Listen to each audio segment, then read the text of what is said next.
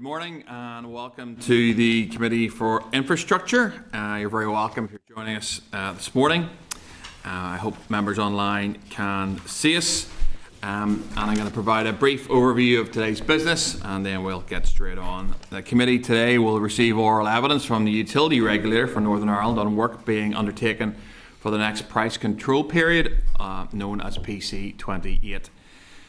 We will consider written evidence from the Department for Infrastructure on its consultation on using a mobile phone while driving. Consider 3 SLs for statutory rules that are subject to assembly procedure and 4 that are not subject to assembly procedure. And also consider 3 statutory rules that are not subject to assembly procedure. I like to make people aware in the public gallery that they can use mobile devices, although they should not record or photograph the meeting. And if members are content, I will proceed through the agenda. We're going to start off with apologies. Are there any apologies we are aware of? Okay. Declarations of interest, just to remind members that they should declare relevant interests as they come. Members have already declared many interests. Does anyone have anything they want to declare now? But I would just advise members that they can declare them as we go. No. Okay. Takes us to Chair's business. I didn't have any until this morning. I do now. Members may or may not be aware, but there was an article in the press this morning in the Irish News that is titled "Illegal Billboard Displays Support for Man Convicted Over Lyra McKee's Gun." This is again Egyptian Arch members, which was discussed at committee last week, and from what I can see in terms of the Irish News reporting, it says free Niall Sheeran now, and I believe there's some relevance to the new IRA who had initially admitted to killing in a statement to the Irish News following Lyra McKee's murder. I'm not going to make a big deal about this, but I would suggest that committee write to the Minister and ask her, given the nature of this post that's up on the billboard, will she consider going in and taking it down? The whole billboard. I know we've had twisted words in terms of what a billboard is, what advertising is, but there's something up this morning that is frankly appalling in my eyes. Minister got £40 million. She did that in the Assembly earlier on the week for various things between now and the end of the year. My view is that she should get some DFI staff down with angle grinders and take down the 5 posts that hold this billboard up. Do any other members have any views on this? Harry? Chair, just what you're saying is remove the structure rather than the stuck-on posters. Yes. Stage. Yep. It's spray paint, Harry, from what I can see in the Irish News report. I suggest DFI going down with some angle grinders, probably across the grand. The Minister's got 40 million she's got to spend in the next 4 weeks. Andrew? No, just again, just to sort of reiterate just the horrendous, the message implicated on that. Certainly, we don't want to associate myself with that in any way and associate with what you said. And as for removal, yes, I think this is just going to keep on going until it is removed physically. And yeah. Okay. Stephen? Yes, Chair. No, just to echo those concerns we have covered. The very legitimate concerns around planning and so on multiple times, and I think this just reaffirms the need for action on it. And I fully concur with what you've said, and I think it is now up to. The Minister has heard the case loud and clear. We do need action now, so I would fully concur with your proposal to write to the Minister on it. Okay. John? Chair, just to echo those words and your words as well, I think the time is long since passed for action on this. We've danced around it, the department has for too long. Simple action now, just get in, get it done, get it taken down, close the case. Absolutely. Anyone else?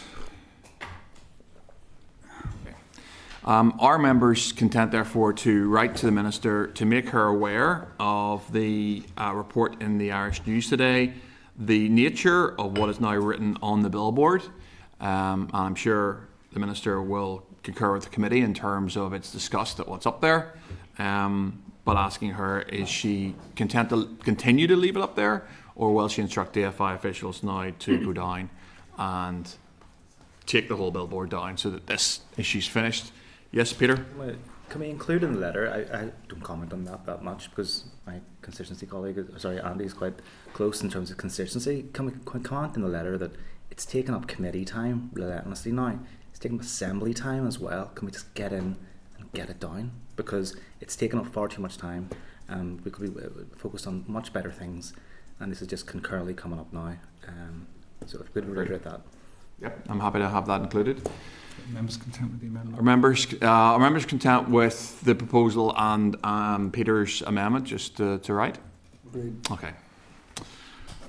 Okay, draft minutes. Page 7, we have the draft minutes of the meeting on the 25th of February. If members are agreed that the minutes are correct, I will sign them. Are members agreed? Agreed. Okay. Sign matters arising, item 5. Page 20, there is the environmental of the department, and there's a raised paper. And just to remind members that the clerk was liaising with Raise to look at possible or potential legislative solutions to delays in planning, which the committee has discussed in some length and we touched on last week.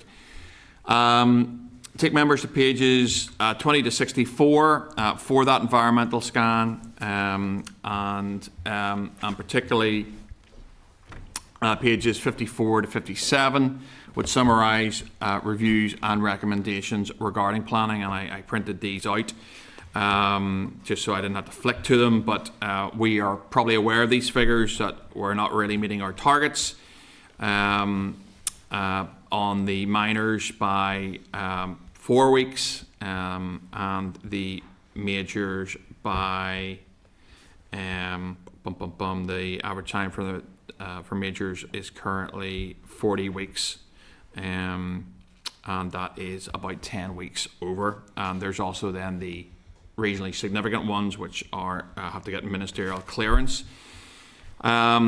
Just working through that, there was a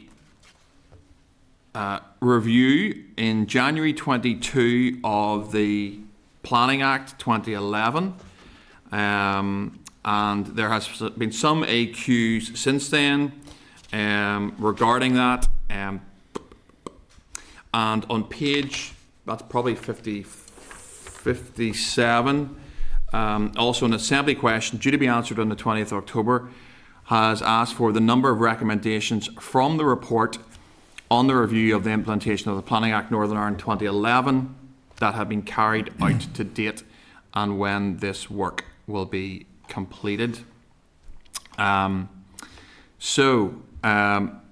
would suggest just on that we write to the Minister and ask her that question. I don't know, Michael, if you have any knowledge as to the sort of what's happened to that one, but I certainly think it would be useful for us to ask as a committee that question in terms of the number of recommendations from the review that have been carried out and when the work is due to be completed. Are members content with that? Yeah, so far? Okay. Michael? Chair, just for members' interest, there is correspondence in today's pack around planning from the Minister indicating that there's going to be a scoping exercise. I'm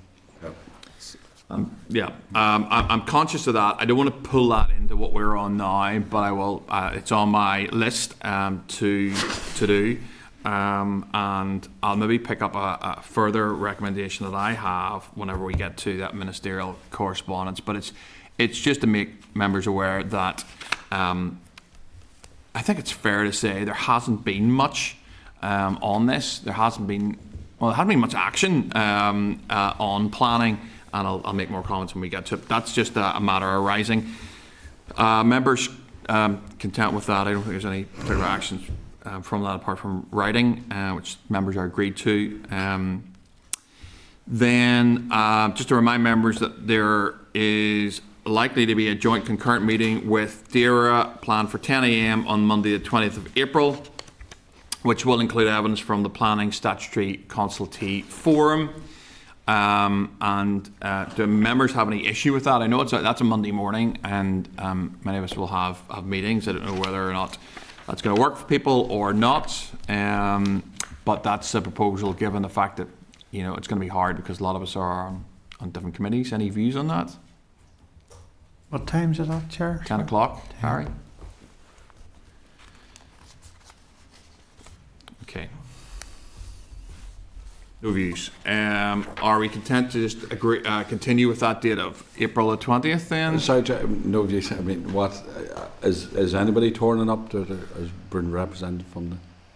That's a full committee meeting, Cahill, on that date. So Was a request for a full committee meeting? it's a request for it. Yeah, that's the date that has been suggested or is currently in diary for. Let me put it like that. It's planned for 10 a.m. But we have to obviously we'll have to agree that or take alternative suggestions. I would suggest. I assume, Chair, the other committee will be having the same issues we're having if it's on a Saturday morning. If Monday morning? Or Monday morning. Definitely not a Saturday morning. I'm free. We'll have even more I will issues make on a myself Saturday available morning, John. 7 days a week for this committee, Chair. No, But, you know, Service hour, John. No, Chair, I don't mind. I mean, Look, when we sorry, say, no, I let's thought get it- John finish his point. no, but I think it's going to be difficult anyway to get it into the diary given the will. pressure. So I will do my utmost to attend, even if it's just for the first hour and a half until the plenary sits. Yep. Okay. I'll take Cahill and then Stephen. no, Chair, I don't mind. It's like I say, unfortunately, that for most of us is certainly not a good time. There's no point in saying that in terms of so. Whoever can make it, can make it. Obviously, there's administrative backup and going. It's the time that's been suggested by the Agriculture Committee and they're organising it. If members are minded to have it shifted to the Tuesday during the plenary, I was just going to suggest Tuesday would probably work then better. I can make that suggestion. The difficulty then is depending on Assembly business. No, well, they've sometimes suggested, before- I would agree, whoever can make it at that time, they've agreed that time, 10 o'clock, if it's probably a proper discussion, I would suggest. We'll try to put it down the meets on diary and see Tuesday as whoever well, can make it, morning. because you start maybe the next day and So change a bit it. of overlap there.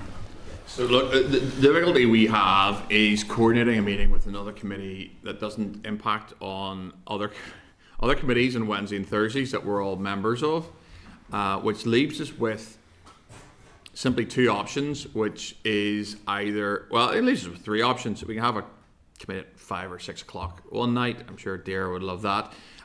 Or we pitch it during a time that there is no plenary, which is a Monday morning before plenary starts, during which we have meetings, obviously, or we put it in plenary. Now, this is a very binary choice. Those are our options, and we have to land it somewhere. Chair, I remember if someone maybe could, I mean, have more finer details, but we did have a meeting with Dara before. Was that on a Monday or Tuesday? Because regarding the day, listen, there's never time that suits. I think we've established that. However, it was a Tuesday. I do feel that the Tuesday joint meeting wasn't terribly impinging upon people compared to the Monday. Again, as you say, there are a number of meetings on a Monday morning that sort of need to be attended or are more difficult maybe to be extracted from. Whereas the Tuesday, from my memory, the Tuesday committee meeting was well attended and didn't necessarily have the same impact. But that's just from memory, Chair. Okay. Stephen. I think Tuesday at maybe 9:45 or something would be probably the best option for me. And I know it's worked before in joint committees, but that's just my thoughts. I think Monday's very busy for everybody really. Are committee minded to go with Stephen's option, which is right back to Dara and say, what about Tuesday the 21st at 9:45? I'll liaise with the clerk if that's okay, rather than formally writing, and then we can follow. Yeah. No, that's fine. Let's feed that back to the clerk and see where we get to, and we'll have it. Consider that next week. Is that members agree with that? Yep. Yeah, have it up. Okay, fine. Good.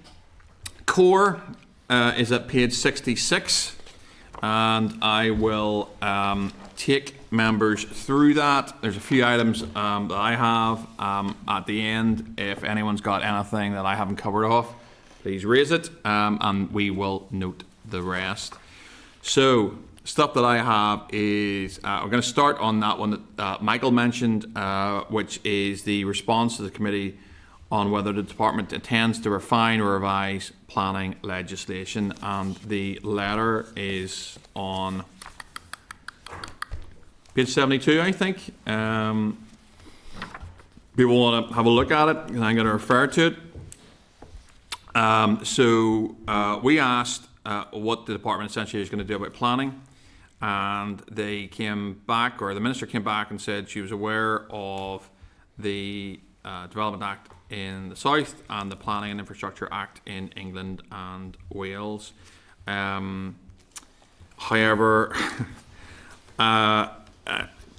love the drafter on this one. Right at the end, the minister says, in comparison to other planning systems, and despite the planning system in the north, Northern Ireland, in its current form being in place for now 10 years, it is still relatively young and continues to bed down as my department councils and key stakeholders become increasingly familiar with their planning roles and responsibilities.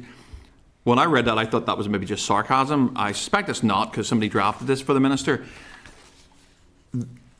The earlier part of that sentence refers to something that's been in place for 10 years. The latter part of that sentence refers to it being relatively young and bedding down. Words nearly fail me. They don't quite, but they nearly fail me. In terms of this, I don't see how those two statements can be in the same sentence. Park that for a second. It looks like, in the wider issue, that nothing's going to happen. That there's going to be a scoping exercise, and that's it. And that will involve some horizon scanning and consideration of a strategic framework. Now, I don't expect the minister to suddenly bring through complex planning legislation in the next year. That can't happen. I get that, and that's fair enough. But we now have this committee now has a clear indication as to what the minister does or does not intend to do. Okay, so it's now up to the committee to decide what it wants to do about that. Now, my view is given that, and given the raised paper and the environmental scan that we've considered, and where we are with planning, the delays, the issues with JRs, the issue with consultation periods, notwithstanding, and Cal very often raises this, and I accept his point, that actually in our planning departments and the councils that our constituencies are part of, there's a lot of pressure. And they are definitely finding it difficult to recruit staff. So there's pressure in that area. However, my view remains that this committee needs to look at this and needs to look at planning, even if it is just a mini inquiry that we set a timescale on, and we hold to that timescale, and at the end we have a committee report that has looked at the issue, and it's something we can bring to the floor of the Assembly and say, whatever our findings are. My view in looking at it all is we need a planning act that is actually fit for purpose to facilitate economic development and houses for young families in Northern Ireland. And I don't expect that to happen in the next year, and be,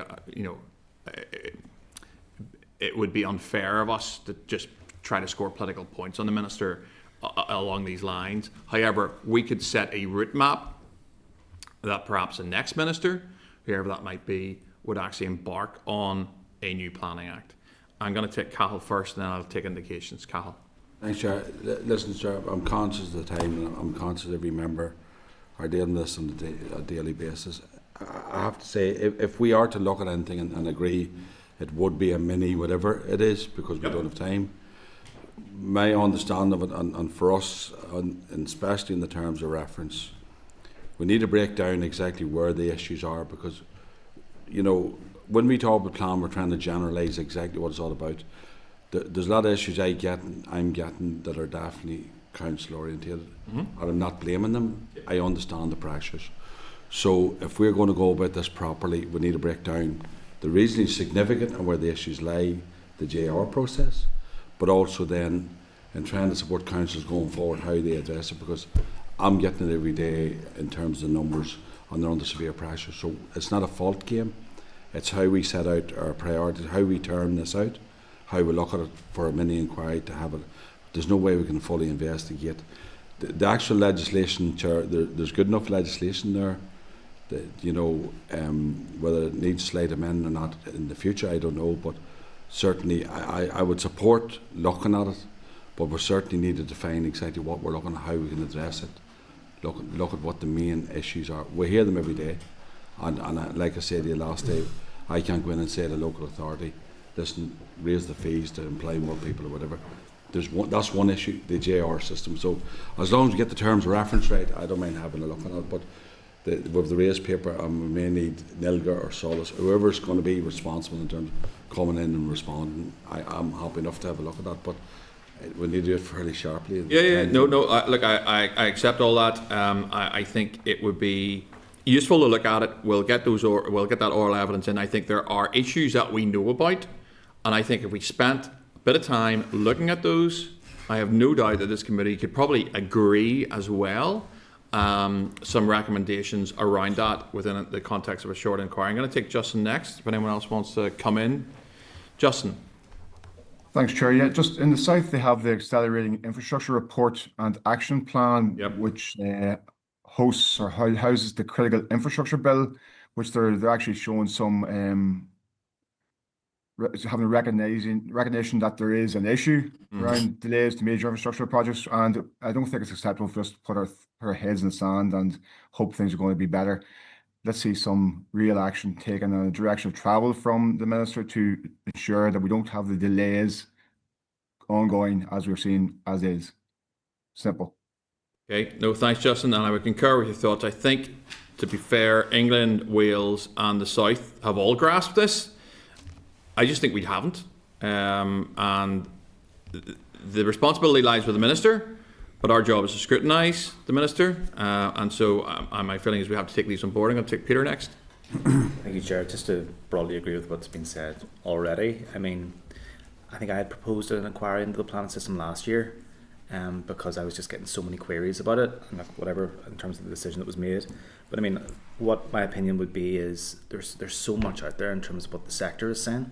So Renewables NI is saying the same thing as the Chamber of Commerce. On Friday last week, I did a panel with other MLAs in terms of a report that had been launched by the Institute of Directors. They weren't saying anything terribly groundbreaking there. We all know what needs to happen. So I think that we could have a short, sharp inquiry because all the information's there. We just need to do something about it. Yep. Agreed. John? Yeah, Chair, just to echo that, I do think that it would be useful if we could do a short, sharp inquiry. I take Cahill's point. This is a massive issue and time is against us, but that shouldn't stop us putting our shoulder to the wheel and trying to formulate some outcomes, because I do take your point in the letter. At 11 years since RPA, a statutory obligation of local councils to say it's still bedding in, to me, wouldn't be acceptable in any other sector. Just wouldn't. It wouldn't be acceptable in the public sector to say that after 11 years we're still trying to get it right, because it's the public sector effectively that's feeling the pinch because of the inadequacies. The private sector is feeling the pinch because of the inadequacies. And I think most people would accept it if they think that it was all going in the right direction and that, you know, given time we'll get there. I don't believe that it is. I don't believe that councils are investing enough in their planning departments. I take the point about lack of availability of maybe staff, but at the end of the day, this is a power that was handed down under the Reform of Public Administration in 2014. We're sitting 4,000 days later and some still haven't produced their local area plans, local development plans, which were meant to be due in 2019. So how is that acceptable? So there's that local issue, which again we're sort of hands-offish, but which is integral to the planning process, and then we've got the bigger issues and the issues with JRs and the issues with PAC. So I do think it would be worthwhile looking into. Okay. Look, I think Cahill. Chair, a wee point. No, and I have to say this because, I mean, I'm not stopping any of the issues looking at. I'm mindful also, I was here when we transferred the powers. Council have their own autonomy in doing certain things. We have actual councillors who sit on those bodies as well. So we collectively have to work with them. We all know the challenges, that's the point. For us to turn around and say that ultimately, even under the legislation, there is an overarching responsibility from the Minister, but that's in tandem work with councils to try and get it right. All I'm saying is we need those people in as well to try but we're not going to, no matter what the recommendations, it's not as if we're going to say at the end of it, DFI as a committee goes and says to the Minister, here Minister, this is the way we go forward, we want you to go forward. It doesn't work that way. It's a partnership because it's a two-tier planning system. That's all I'm saying to you. And I just want to get all the figures, all the facts right, and then we say, Minister, I think this is the way you should go forward. That's all. It's not a defence of anybody. It's working with them, because I'm getting it from our councillors all the time and trying to make decisions and everything else.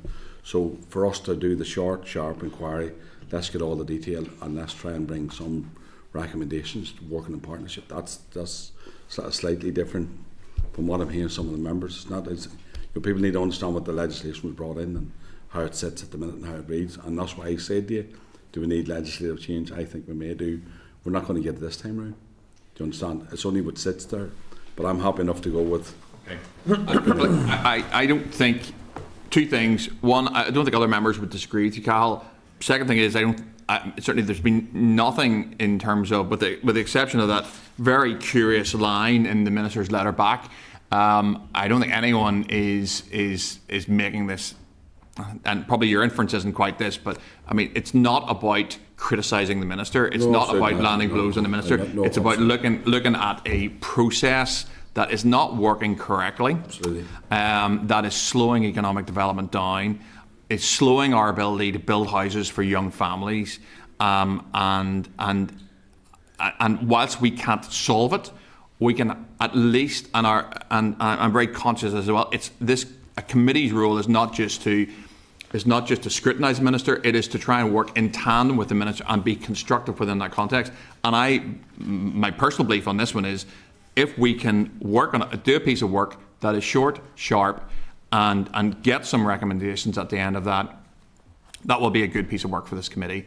And we can send that to the Minister and ultimately be up to the Minister within the context of the time before the end of this mandate. It'll probably be for the next Minister, but at least we will have done what we are meant to do. I'm also minded that this particular planning thing has been dragging on for a while.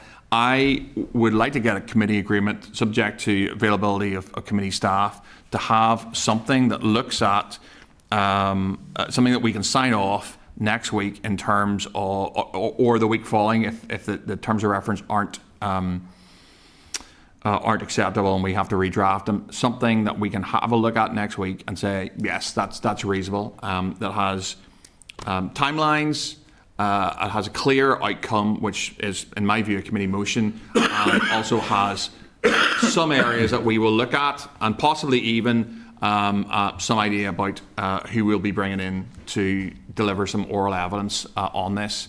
And some stakeholders have already been mentioned today. I don't want it to go on any longer. I want us to get moving on this. If committees seem happy enough to do it, I'd like to see if we can have something for next week in terms of what I've outlined. Michael, from your POV, is that achievable? It is. There will be a paper in next week's pack that looks at some of the sort of outline issues that have been drawn to our attention by the evidence we've had so far, particularly Ray's reports for members to look at, and then where suggested changes have been made, then there can be a conversation next week with members if whether you're content. Okay. Right. Okay. Are members agreed? Yes. Okay. Great. That was a long one on that particular one. The rest won't be as long. If I can refine my core paper. Let's see. We have just a letter in from Ofcom.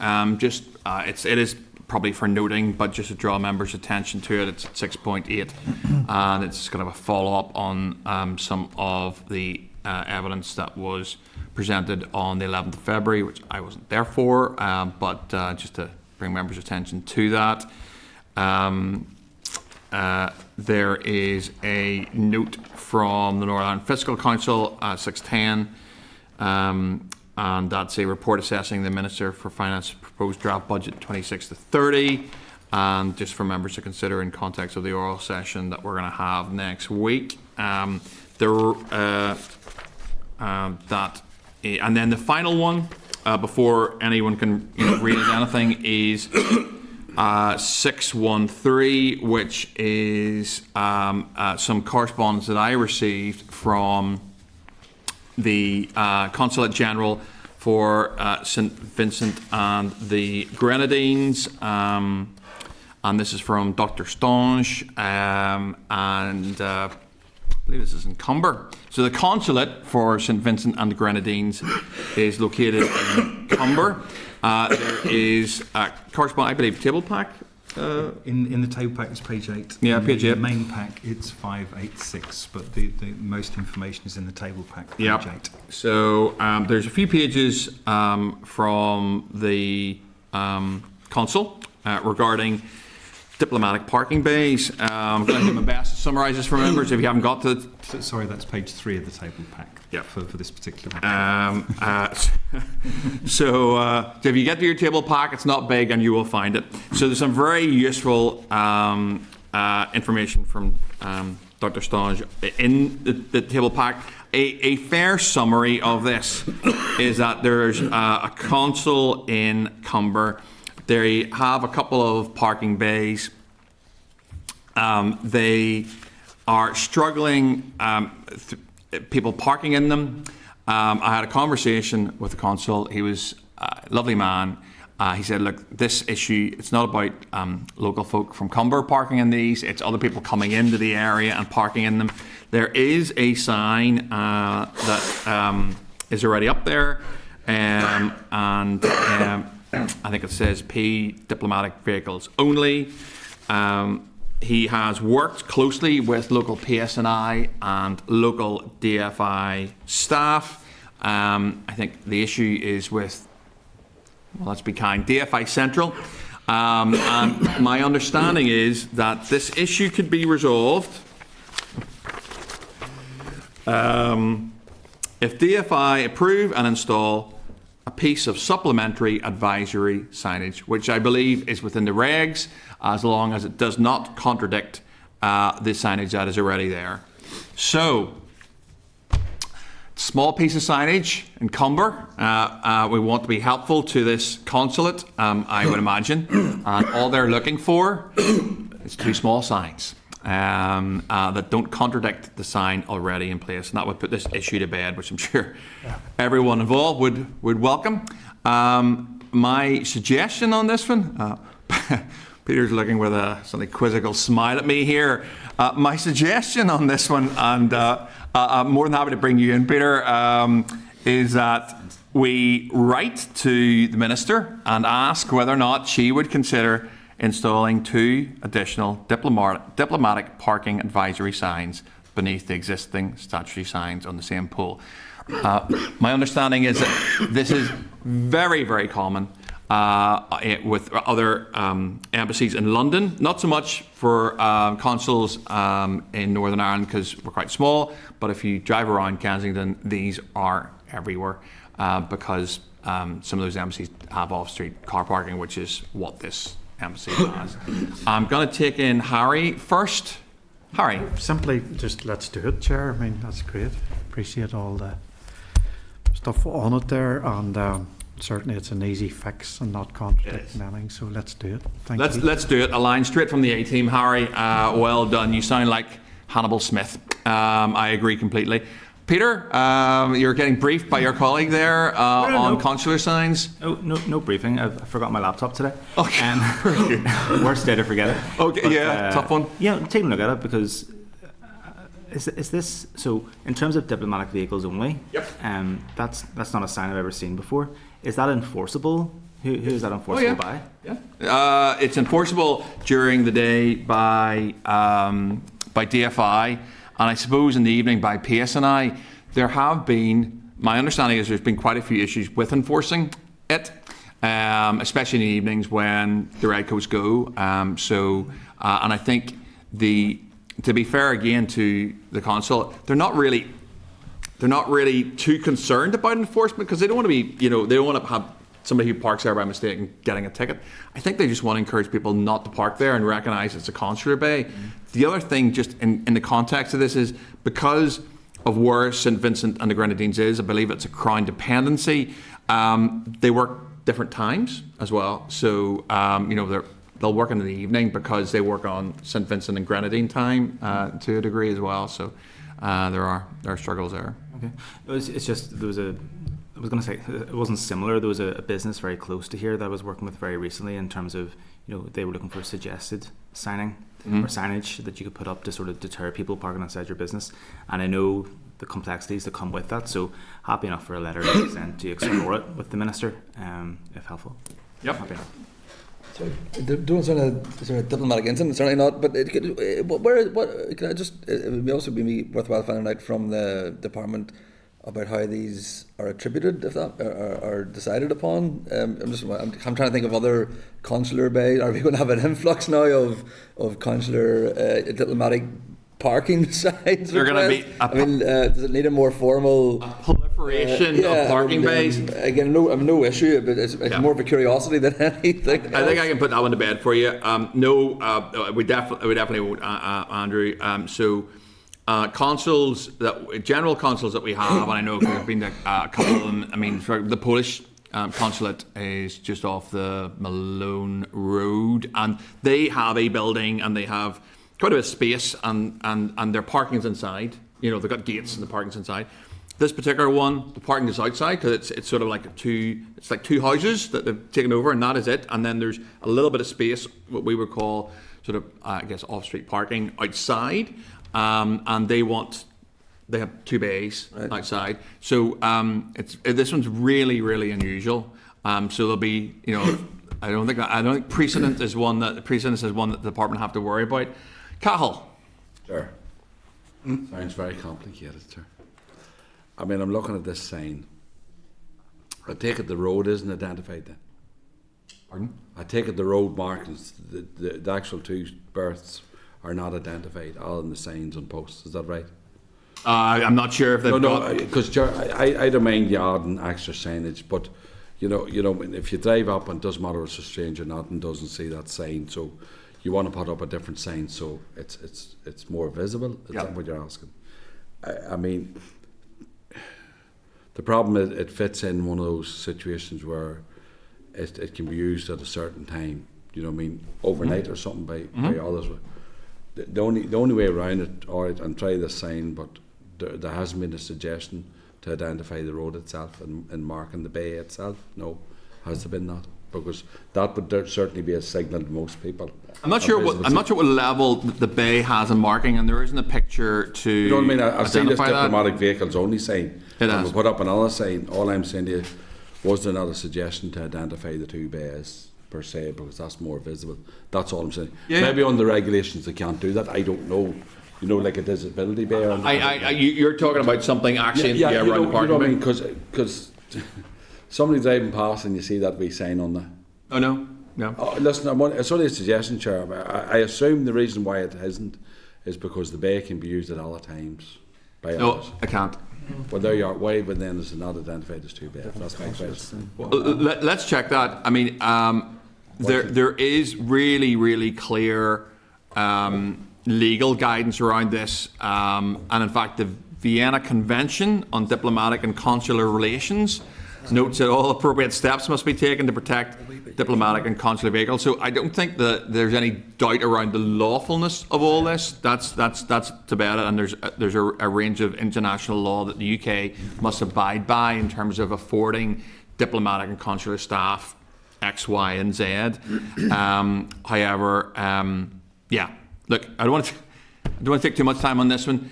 Stephen? Very briefly, no, just looking up some history around it. There was a statutory rule, and I do recall it came through here in 24, right, which predates your good self. But yep. I think there's been a lot of work done to get to this point. The bays are now in place. Yep. And I think if we could just tailor it as opposed to make it more effective, I think we would support that. So.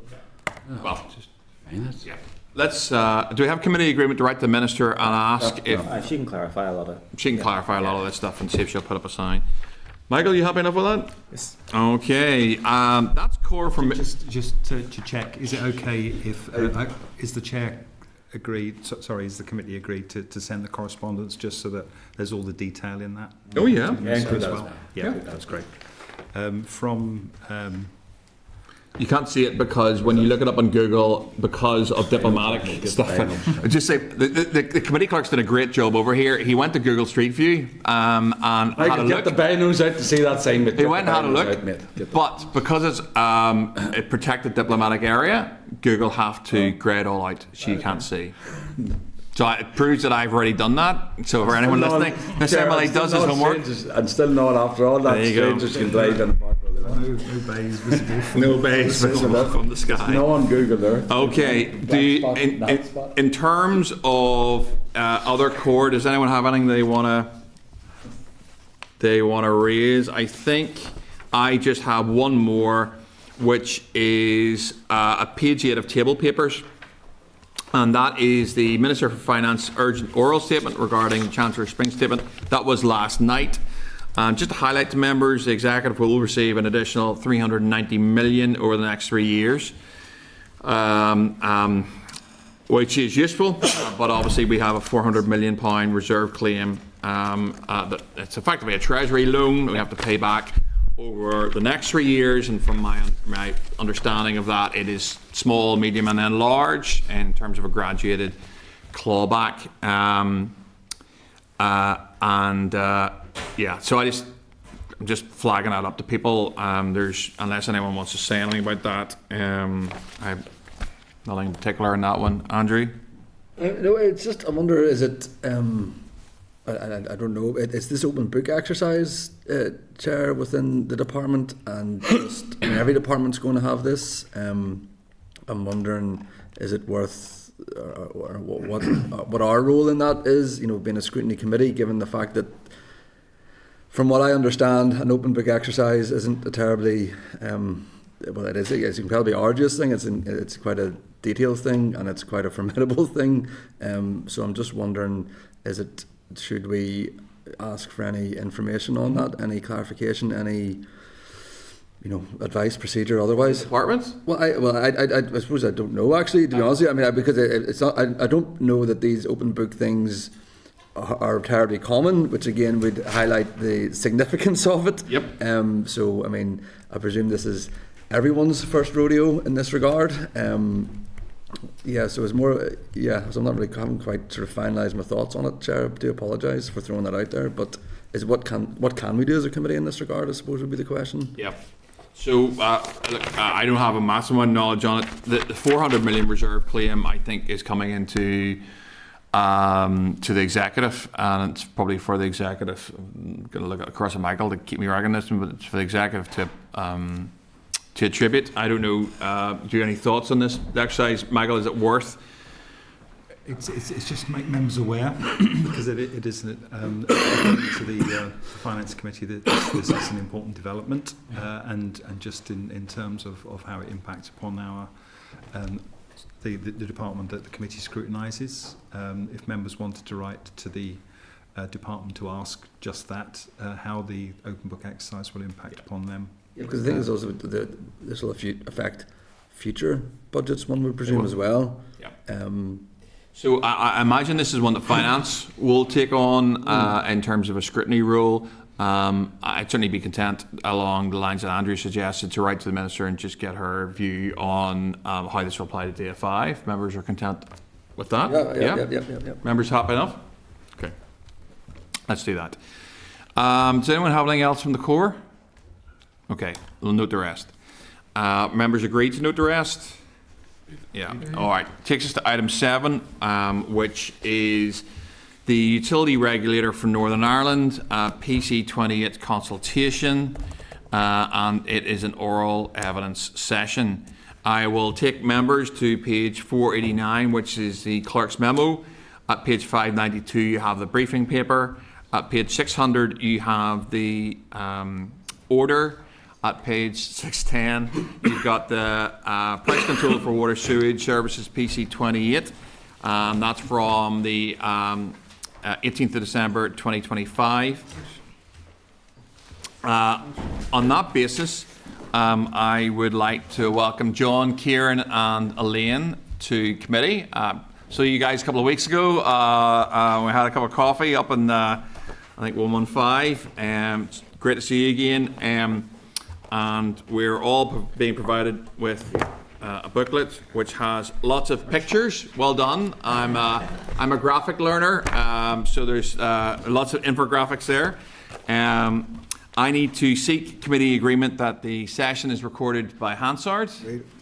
And then it only remains for me to invite John and his colleagues to make an opening statement, which can be up to 10 minutes, John, and then you will expect some questions from the committee.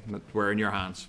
Thanks very much, and thanks very much, committee, for the opportunity for us to come today. So I'm John French, Chief Executive of the Utility Regulator. Elaine Cassidy is Director of Price Controls, and Kieran is Head of Water and Gas Price Controls at the regulator. So thanks very much for the opportunity to update you on our work since we last met in November 2024, particularly in relation to the next water price control for Northern Ireland Water, which is known as PC28. As the independent economic regulator for water and sewerage services, our role is defined in statute under the Water and Sewerage Services Northern Ireland Order 2006, and this legislation sets out two primary duties for the regulator. Firstly, to protect the interests of consumers here in Northern Ireland, and to ensure Northern Ireland Water can properly carry out its functions and finance them. And we deliver these functions through four main processes. Firstly, setting price controls, which PC28 is one of them.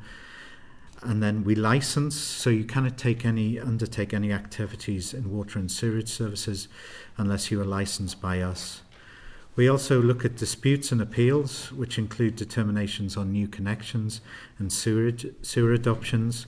And then finally, we have an enforcement activity where we, if necessary, we need to ensure that Northern Ireland Water complies with its statutory requirements and licence requirements.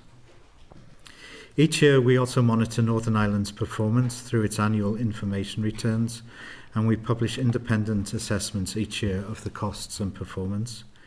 PC28 is the fifth water price control, and it will cover the period from the 1st of April 2028 to the 31st of March 2033. And our objective within that is to set a revenue allowance that enables an efficient, resilient water and wastewater system that meets the statutory obligations. While we determine the efficient level of funding required, the extent to which that funding is provided through public expenditure lies outside our control. We carry out our work collaboratively with the Drinking Water Inspectorate, the Northern Ireland Environment Agency, the Consumer Council, and the Department for Infrastructure, and this ensures that one-to-one relationship with those bodies ensures that the full range of Northern Ireland Water's statutory responsibilities, environmental obligations, and policy requirements are properly reflected in our decisions. Within this, the Department of Infrastructure has three important roles. Firstly, it develops water policy. Secondly, it funds domestic water charges on behalf of consumers here in Northern Ireland. And finally, it is the shareholder and owner of Northern Ireland Water. Under PC21, the Department of Infrastructure fully funded the first 2 years of the price control, and additional strategic projects were supported by other departments, such as the Department for the Economy. However, funding shortfalls emerged in year 3 of the price control.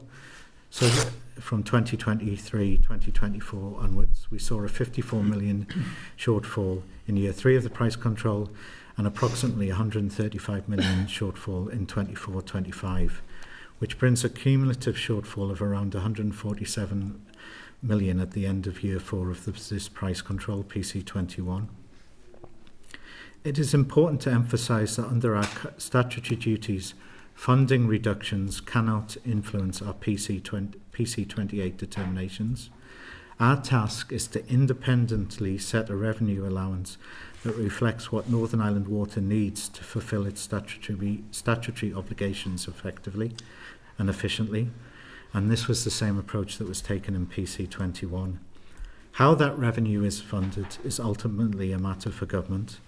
It is for Northern Ireland Water and its shareholder to decide how they will meet the revenue requirements necessary to ensure clean drinking water and a compliant wastewater system. So, Chair, that's my opening remarks, and myself and my colleagues are happy to take questions. That's great. Thank you very much for that, and also for your written evidence to the committee and the role that you have as the utility regulator. So I'll start off and I'll take you through. I've got sort of three initial questions, and I'll take you through some of the, I'll reference your written evidence, but it's at point 2.8, and it's around climate change. You set the context. Northern Ireland Assembly enacted the Climate Change Act in June 22, set targets for the reduction of greenhouse gases.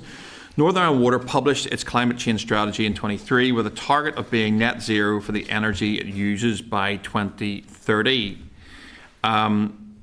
It would be unfair of me to ask how close Northern Ireland Water are to meeting that target. I would imagine that's probably outside of the remit that you have. I'd be very interested, and maybe you can make a note of it, to ask Northern Ireland Water that question subsequently after this evidence finishes. Would it be fair to say that the climate change target, John, in how you view it, will add additional pressure on Northern Ireland Water? It certainly seems to be the tenor of that paragraph that you have there at 2.8. The cost of energy is likely to increase to meet the climate change target as we invest more to bring our network up to standard, and we bring more renewables on. So that the energy prices are likely to go up. So that will be a cost target. But in terms of the other elements of PC21 and PC28, I don't know if you've got any. Yeah, so I think it's without having looked into detail, it's a fair assumption. You know, the Climate Change Act in its entirety puts a number of obligations on a number of entities across Northern Ireland and in fact the whole UK. It would be a fair assumption that they will increase costs for NI Water, not only in terms of the actual energy costs that they have to pay, which is the vast majority of costs, and in fact in PC21 at the mid-term review that's what we found. So without having the detail to hand, I think it would be a fair and valid assumption to assume that that will only add to the costs and therefore the shortfall. Okay. And Elaine, am I right in saying that I think Northern Ireland Water are one of the largest energy consumers in terms of electricity in Northern Ireland? Is that right? So there'd certainly be the largest. They're the largest. They're the largest.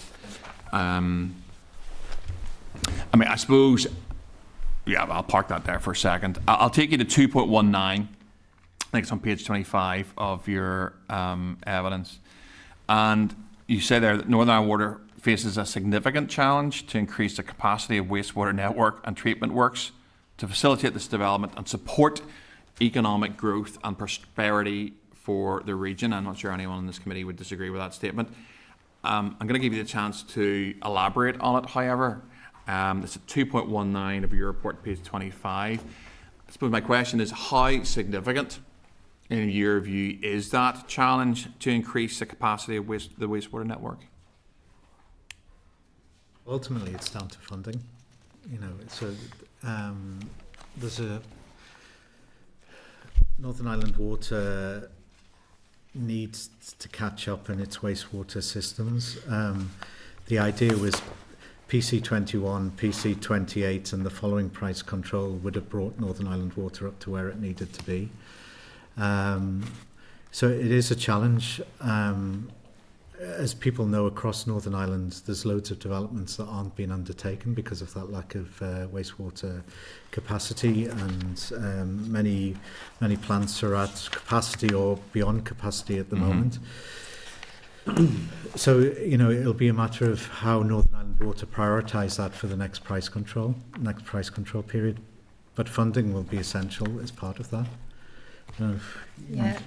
So I suppose we're in a situation, if the committee allow, if I take you back to the start and where we're at, because I think it helps explain if we look just a short way back. So In 2006, when NI Water was established and the legislation was put in place, in 2006, the premise was that NI Water would mirror Scottish Water, and that was the model that was set up. The legislative framework was nearly a direct lift from England and Wales. So the 2007 order, essentially the statutory rule book by which NI Water must live and how we must operate, was a direct lift from England and Wales.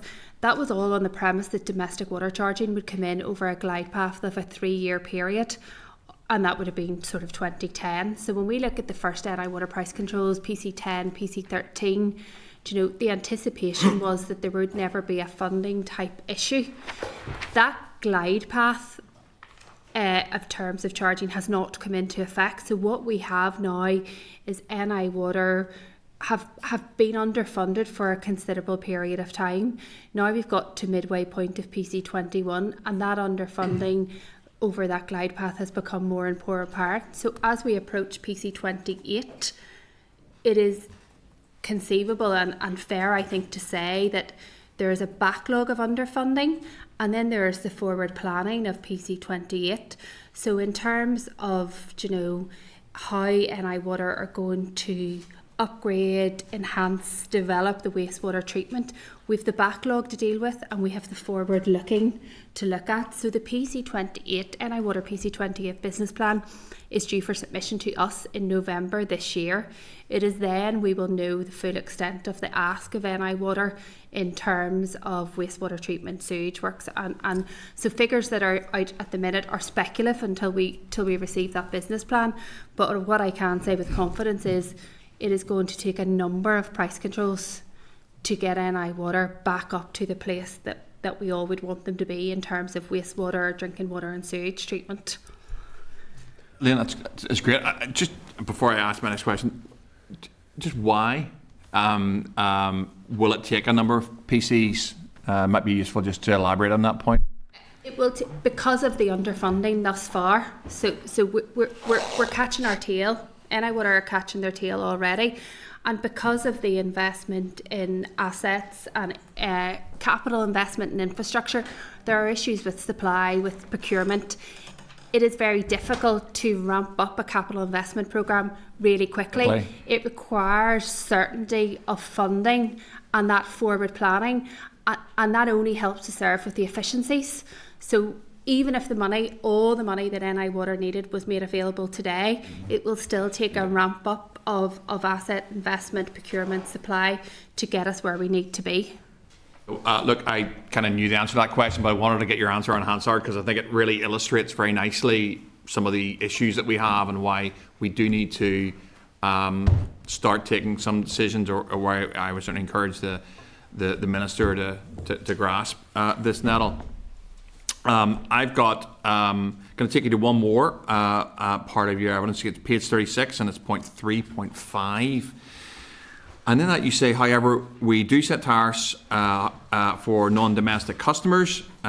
So we recognise that there could be a concern that non-domestic customers pay a charge in PC28 that is not fully reflective of what is delivered should there be a public expenditure funding shortfall. Now, I think it's probably fair to say that there may well be a public funding expenditure shortfall. I think we could probably conclude that that is likely to be the case. What exactly are you saying in the earlier bit that about this concern around non-domestic customers? It's not fully reflective of what will be delivered. What does that sort of mean? If you take a pie or something like that, you know, you expect to get the whole pie, you know, and non-domestic customers will be taking up their portion of that. But if the other 80% of the pie isn't funded, isn't the size that you expect, you know, they're expecting to get, you know, everyone, they're paying for their portion. But unfortunately at the moment, the domestic, so they pay 20% in, domestic consumers pay 80%, and that's not to the level that currently that the price control requires it to be. So non-domestic consumers are paying what a fully funded price control would be, and so they're not receiving the level of service that they should overall from Northern Ireland Water. These are businesses. Effectively, these are people who are non-domestic customers. Final question. Do you think Northern Ireland Water would like to say to the department, this is what you give us, so this is what we're going to deliver, but they can't really do that? Is that a fair assumption based on the evidence so far that Northern Ireland Water would like to be able to say to the department, look, you're funding us at this level, and this, to use your pie analogy, John, and this is what we can deliver, but they can't. Am I right in my understanding? They can't really do that, but I'm sure they would probably like to, and it would happen in a number of other areas where you give us this is what we can do with this much money, so we're going to do that, but they can't really. Do you want to pick up on that? That's 100% right. So in statutes and regulations, Northern Ireland Water have to provide this level of service for environmental reasons, for clean water reasons, and etc. But the funding level is below that. So Northern Ireland Water ideally would like to be guided about how they meet that shortfall legally. Our duty, unfortunately, is to come and say they are your statutory duties that you have to fulfil, and this is the funding you need to achieve that. Yeah. So I think Northern Ireland Water would like to be guided how they join the dots on those two issues. Who would do the guiding in your eyes, John? Or who should do the guiding, or who's responsible for the guiding? Well, going back to the role of the Department for the Infrastructure, they are the shareholder, they're the owner of Northern Ireland Water, but they're also the policy maker. So they set the policy for the environmental standards and water quality standards in the social and environmental guidance. So that's a lever, but the funding's a lever as well. Okay, that's great. Thank you very much. I might have something at the end, depending on other people. But Deputy Chair, John. Thank you, Chair, and John, Elaine and Kieran, it's good to see you again. Thank you so much for coming along today and for the answers. Just to start off, Elaine, I think it was yourself talked about it might take 2 or 3 or more price controls to get back on track, and we've seen in the point serial underfunding over the last number of cycles. I think amounting to over potentially 250 million, was that roughly. What is the impact of that in terms of not doing something, not investing, so the cost of doing nothing, effectively running to stand still? I mean, it says in 2.14 that there's an asset base there managing pipes and sewer facilities of 5.7 billion, and the obligation Northern Ireland Water have to maintain that. Clearly, they're not investing enough because they are being underfunded. So that comes at a cost, presumably, John, in terms of the cost of how much it was to fix something 10 years ago versus cost of something now, and the ageing asset, aside from not investing in new assets. We're already seeing that with the likes of Lough Neagh, Belfast Lough and the Fermanagh Lakes. The output there, you're also seeing development constraints across Northern Ireland. So, the lack of funding is having at the moment is having significant impacts on wastewater. Our concern is clean water will be affected as we go forward into the future, but at the moment clean water, which is the priority of Northern Ireland Water, is being funded, but we're already seeing the impacts of a lack of funding in the wastewater systems, and that won't be addressed until we get to a sustainable funding level. And just to follow up on that, if that's okay, John, in terms of you asked about base maintenance, sometimes base maintenance is overlooked, because exactly. We look at the water quality and the environmental base maintenance fundamental, because and that's NI Water's view, because if that's not invested in, the problem only gets worse. It's just exacerbated over many years. So there are so many different facets that are important that there is investment in, or else the circular problem will get worse as the years progress. So we as a regulator set the revenue allowance for NI Water that we say they need to fulfil all their legislative and licence requirements. There's no fat in that, we don't gold plate that number. So with the apparent funding gap, there are all those aspects that are not being funded. The decision as to how that funding is prioritised is for NI Water in relation with the other quality regulators, Drinking Water Inspectorate, NIEA, and their shareholder because as I say, we say that the full revenue allowance is required for everything to be funded, and there's no gold plating in that. That's really useful, sorry. Just if I can add just a couple of other points as well. A lot of the CapEx projects, which lead to these really good outcomes for consumers and the Northern Ireland public, are sort of very complex, sort of multi-year projects. So they can't be just sort of ramped up and down very easily. So that process of sort of ramping up and ramping down can introduce inefficiencies as well, which then the consumer has to pick up. So there's almost counterproductive costs. The other point I would add as well is if it's continually underfunded over time, you're logging up a big problem for the future. A ramp up in the future that then has to be paid for and dealt with.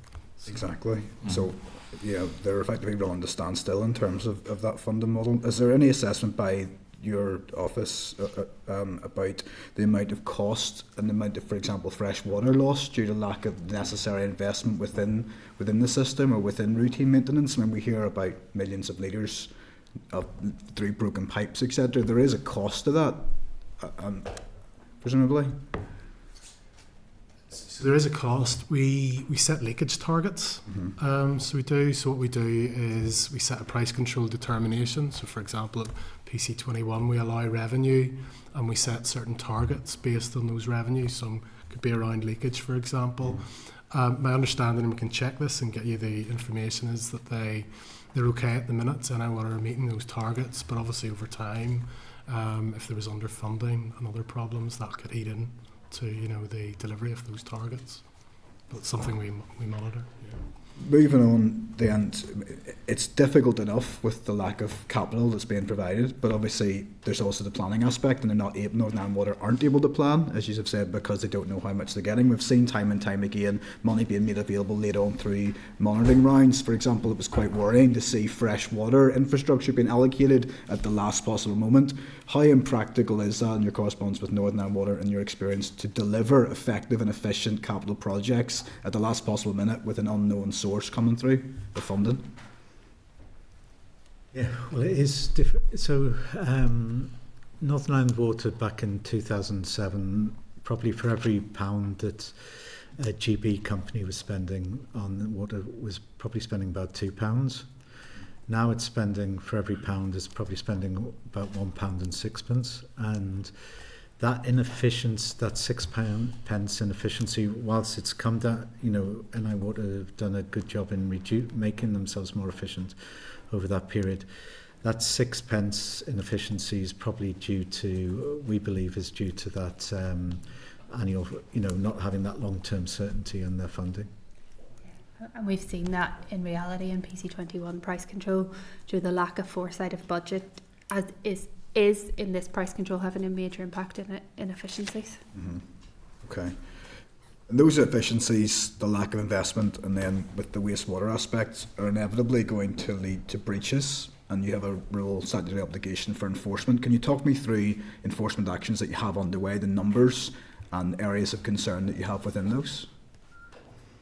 Yeah, so we have a statutory obligation, and it's a duty, not a discretion, to take enforcement action if we believe there's a breach or a potential breach. So we have been proactively looking at NI Water, like we would with any other licensee, but really proactively looking at NI Water sort of from late 2023 in terms of enforcement type action. That is not to say that we have just given NI Water a blind glide path. If you look at our custom performance reviews for NI Water, reports into storms and whatever else, we have been looking at them actively, but sort of end 2023, early 2024, our enforcement directorate have been proactively looking at it. In December 2024, we have gone public with initial inquiries into one enforcement action, and in December 2025 those formal proceedings were published on our website. So that is the one formal enforcement action that we currently have in relation to NI Water. Like any other licensee, our enforcement team are looking at a myriad of different things. We have a compliance reporting regime for all licensees, which NI Water are subject to, and they have to make annual returns in terms of compliance. How that works for NI Water, but for all licensees, is that annual compliance report comes into our team as those who are responsible responsible for NI Water operations, we consider it and pass any escalations to the Enforcement Directorate. So there's one live one. The documentation is out there on our website, and like any other licensee, we are proactively looking at compliance across a range of legislative and licence issues. And are there any ongoing investigations or any concerns you have with the amount of raw sewage and pollution being pumped into Belfast Lough? At this point in time, I'm personally not aware of what the enforcement team are looking at, but you'll understand enforcement action is very procedurally driven. I can imagine. So we deliberately and purposely keep the directorates separate, you know. So I wouldn't be privy to all the information, but what I can say is we take a proactive approach to enforcement action with NI Water like we do for any other licensee. It's essentially we become a county court on enforcement action, so we have to be very procedural. So there is the one element that's out in the public domain at the moment. Okay. Just one final point, Chair, if I may. We talked about cost volatilities. Northern Ireland Water, as you said, are the biggest consumer of electricity in the country, a massive consumer of energy, and I think the second biggest landowner, potentially, and we include our reservoir stock. And the 2.35 talks about widespread cost volatilities and global economic pressures on the PC21. I'm assuming that we are already 3 days into seeing huge cost volatilities in the time since these volatilities have arisen. What is your assessment, if any, of the impact that's going to have on NI Water's cost of doing business effectively by the amount of energy they consume and ergo the amount of money they're going to be spending on energy? It really depends how long this crisis continues. I'm not expecting you to predict that, John. No. That would be a step too far for your office, but it's pretty concerning. We've seen gas prices double in the last 2 or 3 days. Yes. But most companies, Northern Ireland, do some sort of hedging in terms of their energy, so that smooths that graph out. So it's not like turning up at your petrol pump every time. It really just depends on how long this crisis goes. So, you know, if it's finished by the end of this week, it shouldn't make any impact. It should make a little impact if it goes on for 4 weeks. But if it goes longer than that, it really is starting to have an impact. So it really just depends how long inflated wholesale prices continue for. And that's what happened with the Ukraine crisis. You know, it went on for about a year, and that was the real impact. And if I can just add one point on top of that, so one of our big roles is the custodian of the price control framework, you know, how it's set, and we try and allow an element of flexibility within those frameworks, because what happens is, you know, we set the prices and then the world changes.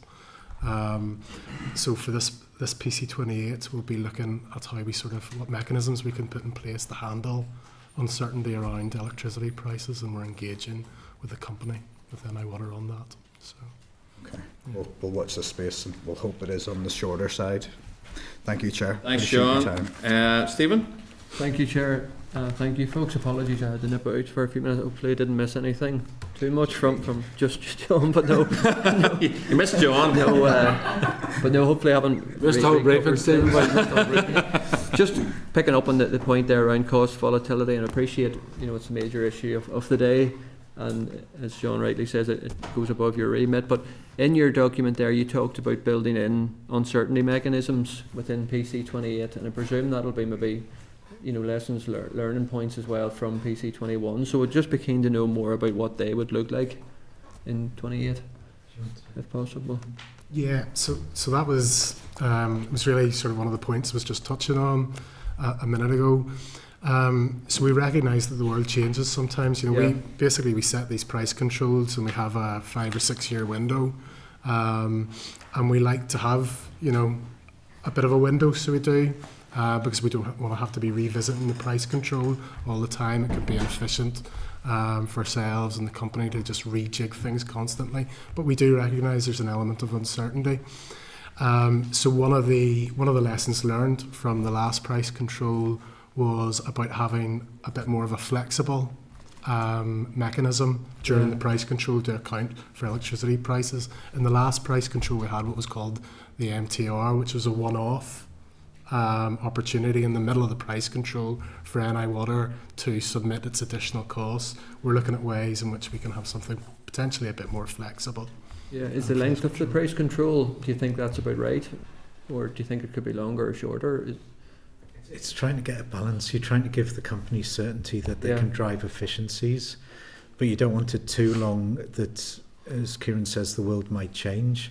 So it's just trying to find that sweet spot, and most price controls are about that, roughly that length. Yeah, the constrained wastewater system, which we're all familiar with, is still having an impact right across Northern Ireland. How confident are you? I know ultimately it comes down to funding, but do you think PC28 does allow the levers to to start really getting on top of the wastewater crisis that we still are in? I know you've addressed this committee for many years now, John, as well as the Economy Committee, and I suppose we're just keen to see how you think we are today than we were maybe 1 year or 2 years ago. It all comes down to funding. Yeah. First 2 years, so when we designed PC21, it was very much that it was at least three price controls to get Northern Ireland Water up to where it needed to be. Unfortunately, there has been a shortfall, and the first 2 years were funded fully. There has been a shortfall since then.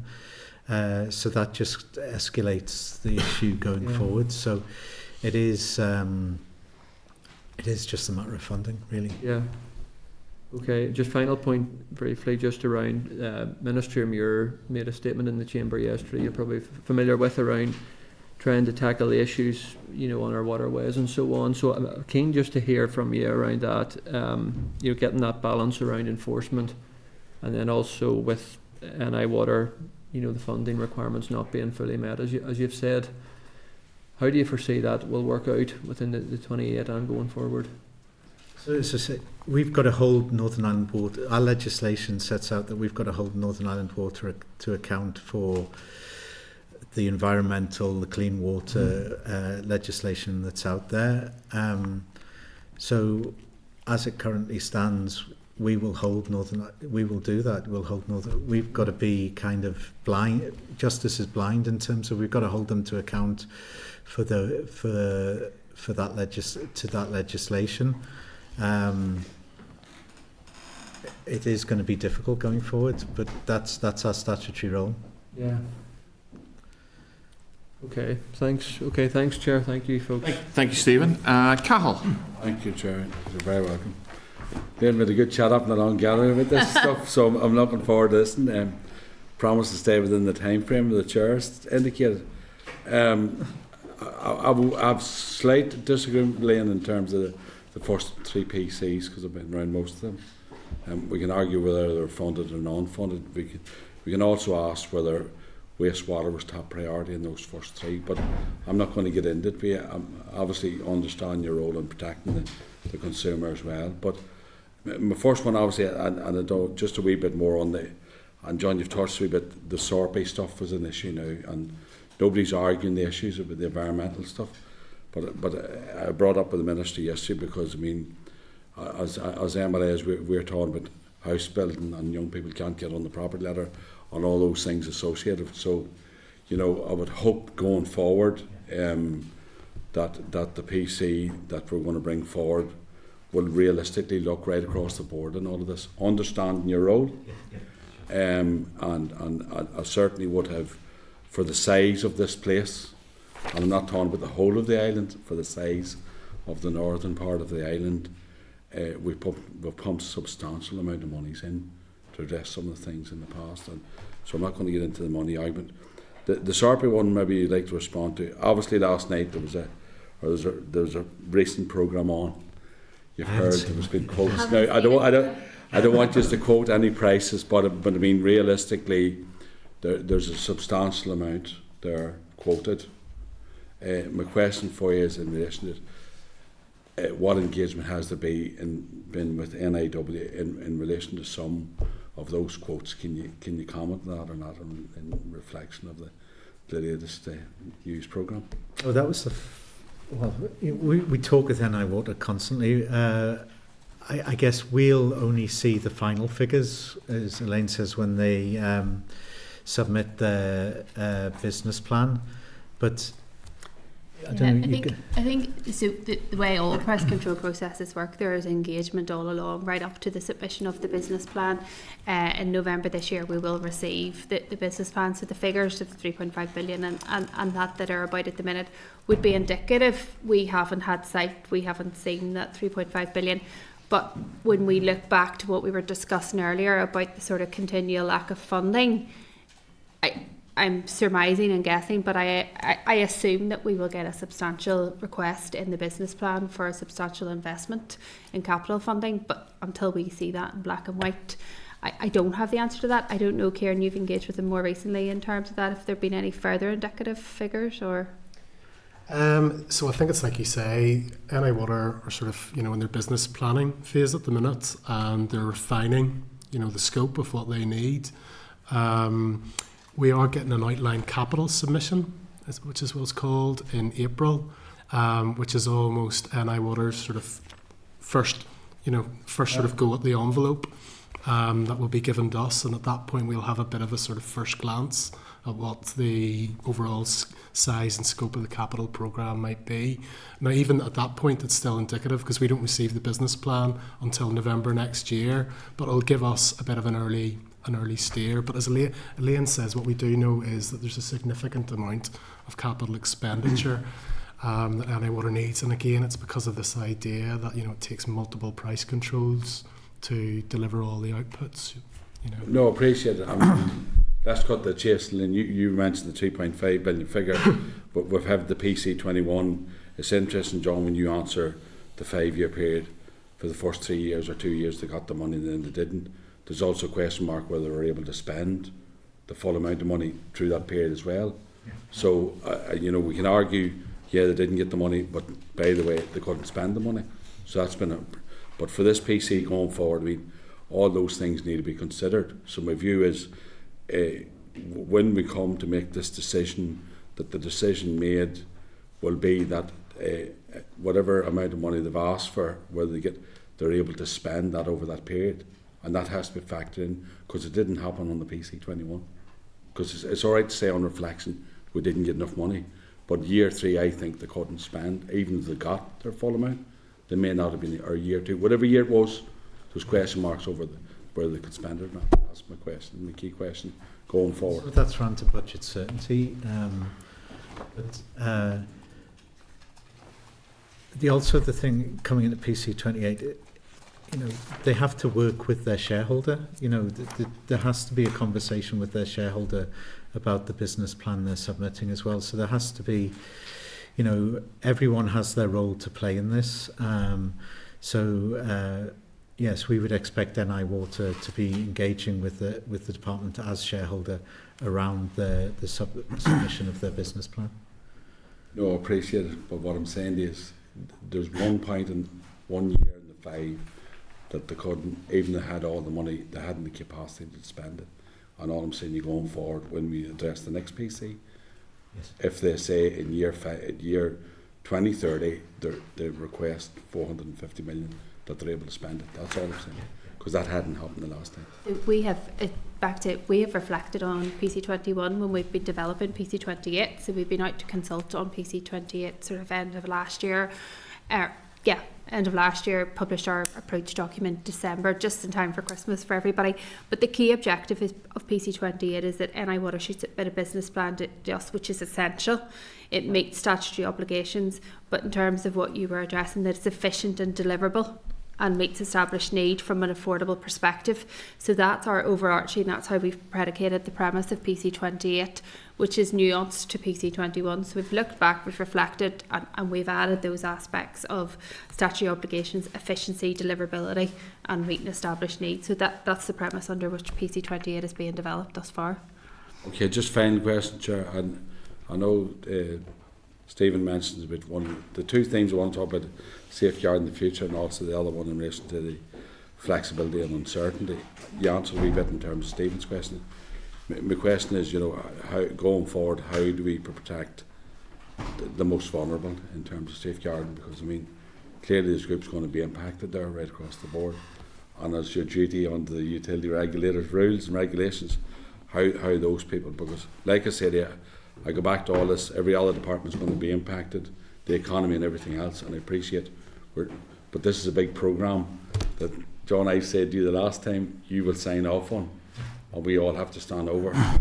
That's all. So in terms of safeguarding and protecting most families. Yeah, so we're doing a lot of work on that, and hopefully Northern Ireland will become the first region in the UK, possibly wider field, where we have one consumer protection register. So at the moment, NI Water have a register, the energy network companies have a register, the energy supply companies have a register. And that's generally the model across Europe and the UK.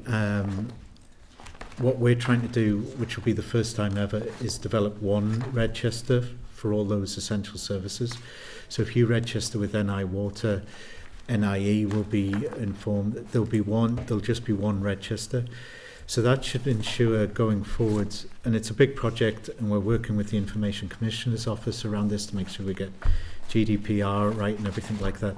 So whenever something does go wrong, or like we had with Storm Eowyn or something like that, that there is one register that everyone is bought into, and there's sight from all the utility companies around who is vulnerable. So very much we're hoping Northern Ireland's going to be a leader in this, that no one else has managed to achieve this at the moment. So very much working with Northern Ireland Water, NIE and the supply companies to make sure that going forward we can develop one register to make sure vulnerable consumers are protected.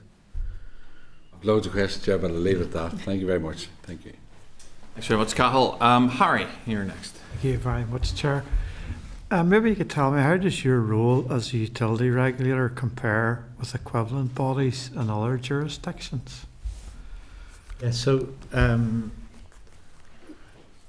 we're the economic regulator for both electricity, gas and water, so that's unique. There's no other that's unique in the United Kingdom. We're the only body that does the three. So in Great Britain, there is, in England and Wales, there is Ofwat, which is the water regulator. In Scotland, it's Wix. They have a separate regulator for water. And then Ofgem does energy, both in England, Scotland and Wales. In Ireland, there is a joint regulator like us. So the CRU, the Commission for Regulated Utilities, regulates both energy and water. So we probably follow more closely to the Irish model on this. And just to add to that, slightly nuanced as well, is obviously we have under Licence 1 wastewater and sewage water treatment licensee in Northern Ireland. So we work one-on-one with NI Water as the regulator. I'm sure the committee have seen the CONLIF report and the recommendations within CONLIF and how it should apply to water regulators. And a lot of those recommendations that CONLIF makes in terms of England, we actually already do here in Northern Ireland. So right across Europe, we have one of the most collaborative approaches to water regulation in terms of how we engage with NIEA, Drinking Water Inspectorate, the Department, NI Water and CCNI. So we're different in the way that John has explained, because we're multi-utility regulator, but we're also different in our approach in terms of how we approach the regulation of NI Water. Okay. And do you feel that you have sufficient powers to ensure that you can effectively discharge your own statutory functions? Yeah, in water probably yes. Energy might be slightly different, but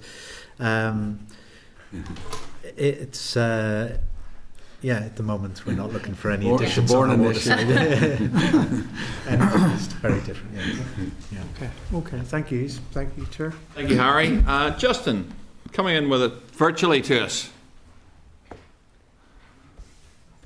Thank you, Chair. Thank you to John, here, and Elaine for your evidence. Guys, have you read the Turley report?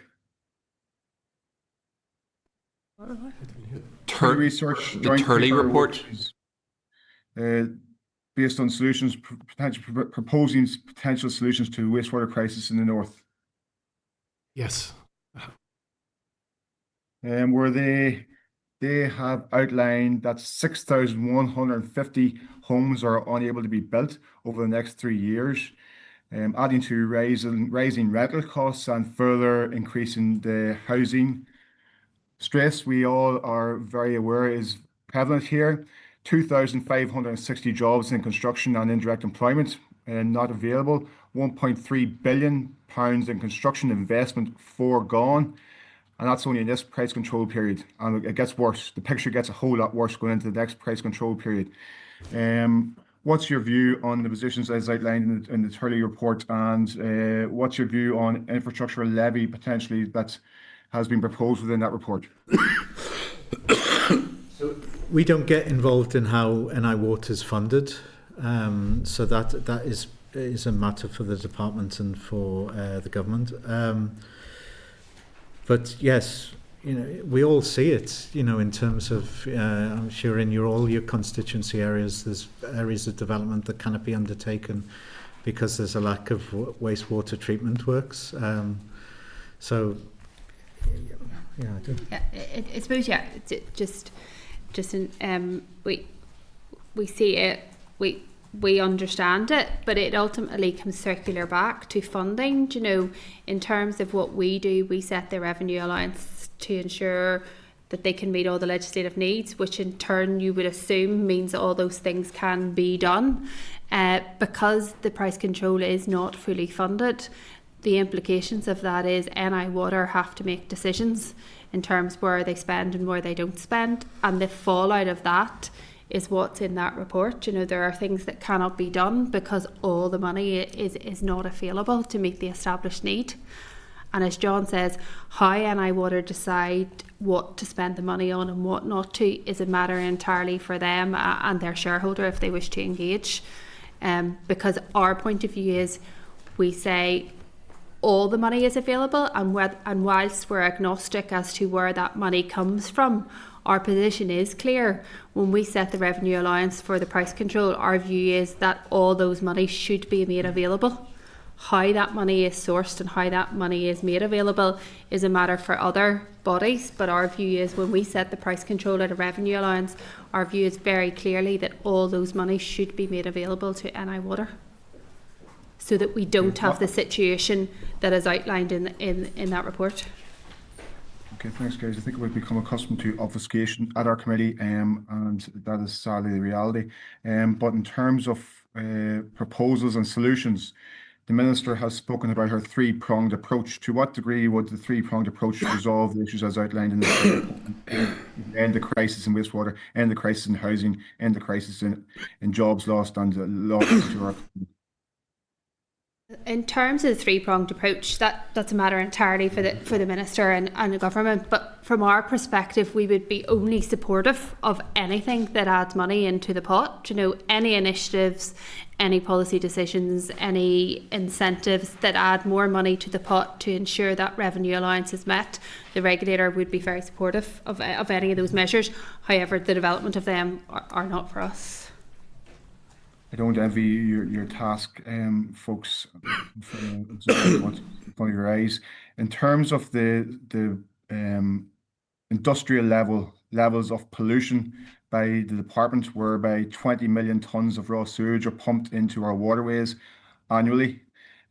Frightening figures. That's 8,000 Olympic-sized swimming pools full of raw sewage pumped into our waterways last year. Where does the utility regulator sit on that front, and what communications have you had with the department on that front, or are you in a position to comment on that? We have to hold Northern Ireland Water to account for that, and we, as Elaine said, we've said our price control is to meet the statutory environmental regulations that are social and environmental regulations that are out there. So it's our aim that, through if the price controls are fully funded, that Northern Ireland Water shouldn't find itself in that situation. A frightening evidence session, folks. A real crisis which has not been people aren't getting the grips with it. And the department is certainly not getting the grips with it. Thank you. Thank you, Justin. Andrew. Thank you, Chair. Thank you very much. Sort of feel like we've got the holy trinity of wastewater here. We've had DFI, we've got utility regulator, and we have NI water at times, so it's really good to. I like to know what rules you're I'm attributing not going to each of those. Theological matter, Andrew. I got to you before you got there. That'll be an ecumenical matter. Yeah. I suppose again, as I understand it, NI water, they decide how much we need. You guys come along and go, well, actually, yes, there we go, that's what needed, and whatever. I'm just curious at the very first instance, I mean, is there is that just purely an accounting exercise? Is that an engineering exercise? What technical knowledge comes into that, and whenever that whole process comes in? Just very, very briefly, just to be on head, sort of. It's all of that, really. It's all of that. Yeah. So I mean, look, these processes are quite long drawn out. So this price control, for example, before we set it, we're going to be doing about 3 years of work to come up with an appropriate revenue allowance, and a lot of that happens through engagement with the company, trying to understand its numbers, to challenge its assumptions. Because we have to come up with numbers that we can stand by ultimately. So it's quite a long drawn out process. But what we do is we essentially have sort of we've got a lot of different experts in our team. We've got accountants, economists, engineers, people who've worked in industry as well. So they've got a good sort of understanding and grasp of all the different bits. On the one hand, what we do is we try and benchmark against companies in, for example, GB. We benchmark certain costs to make sure that if there's someone else, another water company in GB, who can do the job more efficiently and essentially they provide the same service as NI Water, we would benchmark the prices against them. So that's one avenue that we go down, and that's a bit more of a sort of financial account exercise, an economics exercise, to use your parlance. The other aspect is sometimes it's very, very difficult to benchmark. Because companies can be slightly different, and there's bits of work that NI Water do that are slightly different on the capex side, for example, than the aspects they undertake in Great Britain. And what we do there is we look at the company's submission in itself, and we build a picture from the bottom up on its costs and efficiency. And typically we use engineers and industry experts in-house to look at that. We also use consultancy as well, where we need to fill that expert gap. Do you also want to explain the reporter role? Yes, and we've got a reporter as well, which is basically like a third-party engineering technical auditor whose primary duty of care is to us. And we ask them to provide some independent technical engineering assurance on some of the stuff that's quite hard to benchmark. So they look at the processes and the costs and understand, are they efficient from an engineering perspective. That's kind of interesting, actually, because in some ways nearly very rudimentarily it's NI Water maybe gets scrutinised 4 times then. They scrutinise themselves before they go, right, is this the right thing to do? You guys come along, scrutinise them once. The reporter then scrutinises that again, and then DFI presumably scrutinises them to a point of that they this is a good project. Would that be a fair enough thing, or what? Or the order might be slightly different. Okay. Yeah, but they're scrutinised for. Okay. With that in mind, where are there further efficiencies by which NI Water can make? So as I said, well, there's always efficiencies and there's always benchmarking, and you're always trying to see, is there that constant improvement? As Kieran says, you're looking at GB companies and seeing what technologies they've adopted, how they've done something.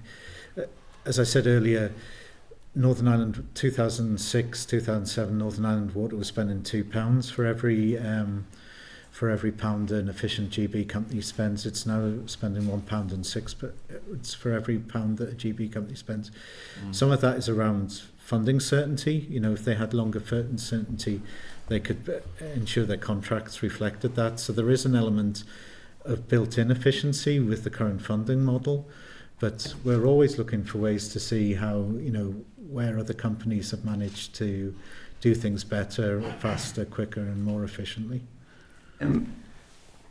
And then I suppose that is something that is observed in the sense of where you see that 6 pence, you talk about that 6 pence efficiency, but that 6 pence efficiency is determined on some of the short-term projects, if that makes sense. So where we see, we'll talk about Newry, for example, the yes, there's investment there, but a longer-term solution, while it would cost more money, would therefore bring the efficiencies down further.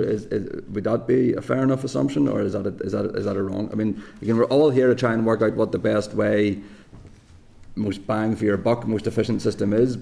So yeah, that's my point in that regard. The lack of certainty in terms of budget certainly has a detrimental impact on efficiencies and economies of scale. Do you know, the 1 year budget circular motion that we're in, do you know, if NI Water had certainty in terms of securing supply chains, procuring, do you know, contractors, that only in any circumstances helps to build in economies of scale and drive efficiency. Mm-hmm. And then just to add as well, I mean, we do encourage NI Water to come up with in its business plan sort of whole cost life solutions. So we're asking it to look out to the long term and providing a solution, a project solution that is efficient over its whole sort of cost life, and not just the short term, as you mentioned. Is there not a what's the word? A sort of a juxtaposition there whenever we talked about the long-term solutions that can't be funded by NI Water, and then having to do the short-term solutions in order to do something rather than nothing? But then is that just pushing it down further down the timeline? Is that a fair enough assessment, or is that the wrong assessment? Potentially, yeah, on certain things, yes, where they'll have to prioritise other projects and they'll have to make do and mend on others, yeah. But again, a sort of far back, sort of one of the questions was, you can't, it's not to you guys to sort of say where NI Water should prioritise, that's not your gig, but, you can say that neither NI Water nor yourselves anticipated the funding issue being such of a huge importance. Do you think as well sometimes is there a slight difference in power dynamic at play here, in the sense of the utility regulator can hold NI Water to account with regards issues of enforcement, issues of standards, issues with whatever, but you can't necessarily hold the department to account. But yet, as we've sort of discussed, it's the funding that is the issue here. And again, I think back as well, one of the things we've seen is, over the next 3 years, there's a line 321 million for NI Water, so from the DFI to NI Water, but yet NI Water's needs are, I can't remember the numbers exactly, but they're essentially going up every time. It's a sort of demonstration of running to go backwards, actually, to be fair. Is there a power dynamic there? Is there a power imbalance there? Is there a regulatory imbalance there? I don't know if there's an imbalance there, but as Elaine said earlier, when Northern Ireland Water was set up back in 2006, and the 2006 legislation that was set out, it was copied from GB legislation. So GB legislation, as you know, envisaged private sector companies operating, and I think that was Treasury's mindset when they set that 2006 legislation up here in Northern Ireland. So the legislation kind of reflects a private ownership model. Slightly, we've got a public ownership model. So there is, but it's our job, as in energy, we don't hold the shareholders to account for NIE networks. We hold NIE networks. They're the people who our contract, so to speak, is the license. So our license is with NI Water. So we hold NI Water to account for that license. How they subsequently deal with their shareholder is a matter between them, as it would be in any other regulated entity. Because if you go back to 2006 and the formation of NI Water was set up as a government-owned company. It was only when you know, the 3-year glide path to domestic water charging didn't come into effect, then the status of NI Water as an NDPB had to change because its subsidy was from government, you know. So as John rightly says, it's maybe not in balance in terms of enforcement, because all our enforcement and holding the account is with the licensee, is with the regulated entity. But if you look at the overarching framework or statute or storybook, it's different. I think I'm back to the trinity now, which one's grace and which one's forgiveness now, so I am. But Go back to 2007, whatever you do. SORPI, again, from the Independent Review of Environmental Governments, it does say SORPI has weakened the case for investment within NI Water. Given the commentary, given the direction of travel with regard to SORPI, has utility and also comments from both Minister Muir and Minister Kimmins, has PC 28 taken into account the removal of SORPI as a sort of as a buffer, as a financial, it's been a financial disincentive for investment in the wastewater system? Has PC 28, has utility regulator, are you taking that into account whenever it comes to future price controls? So our SORPI, so we had a SORPI which was set up in 2007, and it was initially there's 3 SORPIs. There's 3 SORPIs. So our SORPI, the UR SORPI, is now no longer in play. So we informed DFI and NI Water that our SORPI was no longer in play. We've got out public.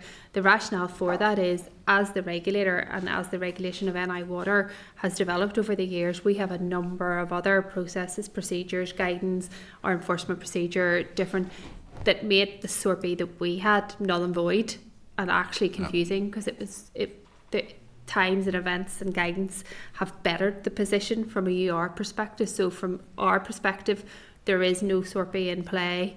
There will be no SORPI that UR relies upon for PC 28, and in fact not for the remainder of PC 21. You mentioned pies, okay? Sorry to go back to the pie and about having the whole pie, and that's good. But realistically, NI Water, by their own admission, have got 90% of their Ardell pie, which again we talked about climate change and financial pressures, and I think the forensic report essentially said about it was only the fact that it was a good weather period, and we should plan for the best weather period in that regard. But what's your view on that? The fact that 90% of the time, yes, we're sweet, but 10% of the time we don't have the resources. That's like back of the pag, that fag packet. That's like one weekend every month or whatever. We're going to turn the taps off, sort of thing. I mean, how do you look at that? It goes back to the overall issue. It's a lack of funding, in terms of that we need to address. We need to, the price control sets out, as Elaine said, what is needed for Northern Ireland Water to meet its statutory obligations in an effective and efficient manner. Shortfalls in that, taking account different efficiencies and things like that, but shortfalls in that will mean that Northern Ireland Water isn't able to achieve what it was, it's set out to achieve under that legislation. Okay. Thank you, Andrew. Peter. Can pay one day and mince pay the next day. That's the way it goes. Thank you, Chair. And most of my questions have actually been answered. And apologies if any of these stray into spheres that you might want to go into, just say. But Elaine, you'd mentioned the Scottish model in 2006. Can you tell us a little bit about what that model looks like? Because I've heard a lot of praise for the Scottish model. I'm quite interested in this in a nerdy kind of way. What does that model look like? You've kind of touched on it, John, but for Scottish people, what does that look like? And then secondly, who funds their water like Northern Ireland around the world? I used to live in Scotland, so it's paid through your rates or the council tax. So it's an element of that. Scottish Water are essentially, might get the government accounting wrong on this, but I think they're essentially a GoCo, government-owned company, and they work with the Scottish regulator WICS So it's a similar kind of model. It's just funding comes from a different source. And that's back to the sort of '07 perspective. NI Water was set up as a government-owned company, which would operate on a commercial basis, and that's how Scottish. And then we've heard a little bit. I think it was the Northern Ireland Chamber report earlier on. There's a lot of these reports coming out now in terms of approaching things differently. And there was one last week from the IOD was launched. But during the course of that, I mean, the Fiscal Council were present for it. The Fiscal Council obviously brought out a report last year that had mentioned that before 1973, I think it was separated out in terms of what we were spending on water per household, and then that got lost in the rates process, and now it's just out of the block grant, and that's a contributing factor in terms of the underfunding of Northern Water. Do you share their assessment in terms of where we presently are in terms of the fiscal report that came out last year?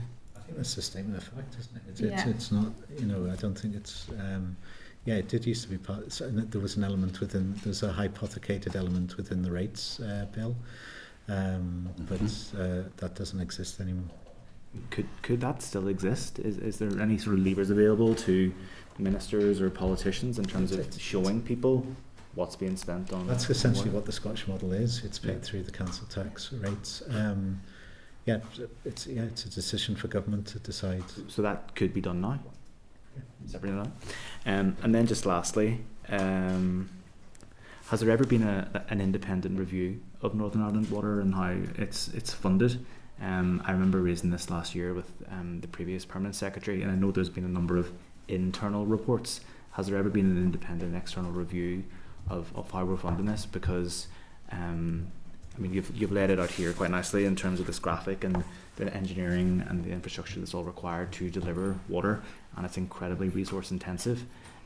So funding is crucial in all of that. And as someone, I'm an East Belfast MLA, and the Living with Water Belfast programme was cancelled, is my view. And the jobs that are connected with that, the engineers that are required to deliver that, the years finance that is required. Has there ever been an independent review of how it's set up against the standards that you would advise on?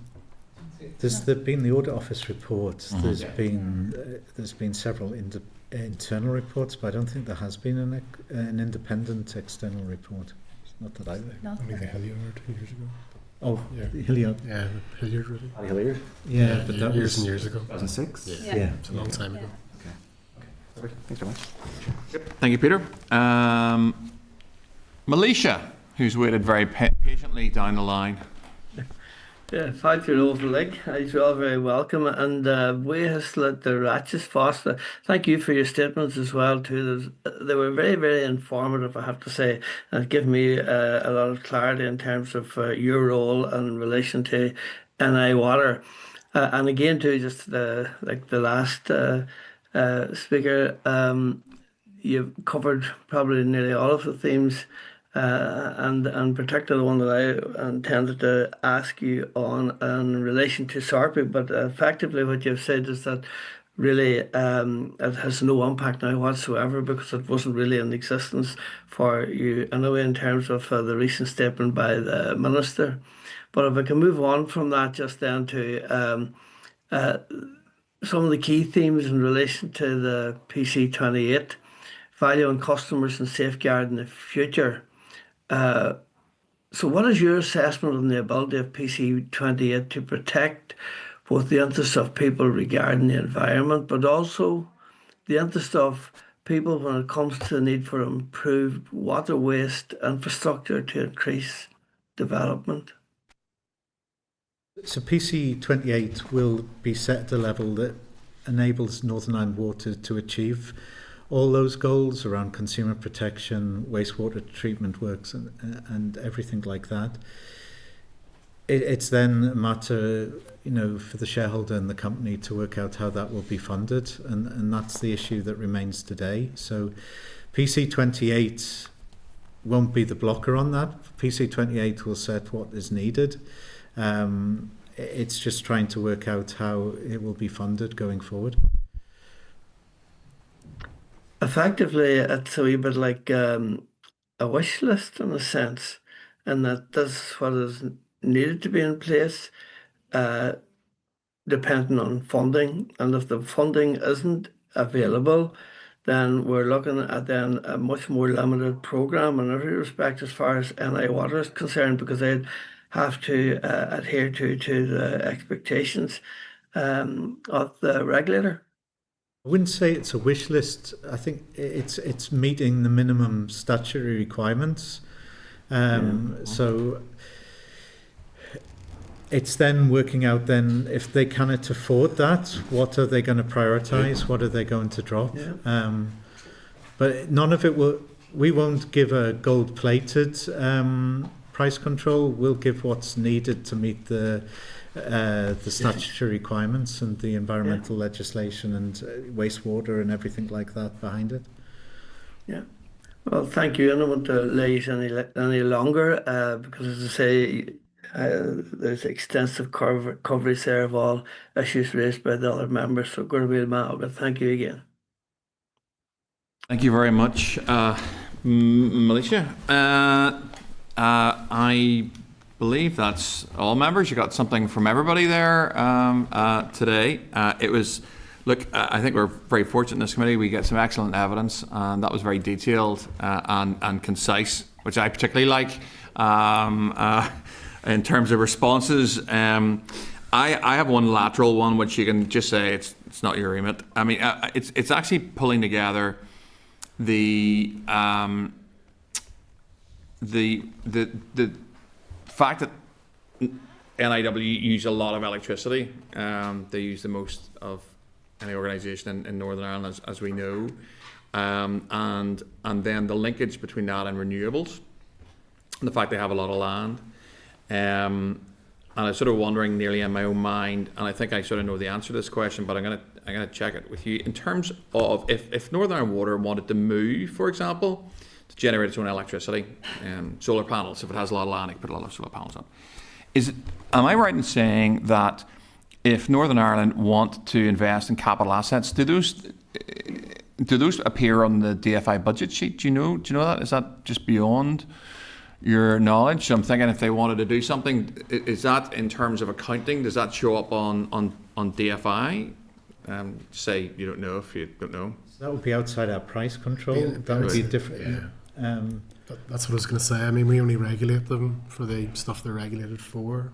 But whether it's on the DFI register, I'm not sure. That's okay. It's one for DFI. It's a nice simple one. It's just I was thinking through there, in terms of cost savings, and I think from your evidence, at Northern Ireland Water, I've driven down from £2 to £1.06. I think it was, and there's always further efficiencies. But I was just thinking, if you're looking at efficiencies and your major cost is electricity, which it is, how do you get cheaper electricity? You generate it yourself. You don't pay for it. And there's scope. We're all looking at trying to switch to more renewable sources. So anyway, that's maybe just more of a thought from me. John, Kieran, Elaine. I do have thoughts, Cathal. No, John. I do have thoughts, and they're all independent. I thought you were going to ask what the bottom big figure was on the PC28. No. John, Elaine and Kieran, thank you so much for coming today. It's been really good evidence, and we always appreciate your time coming to the committee. Thank you. Thank you.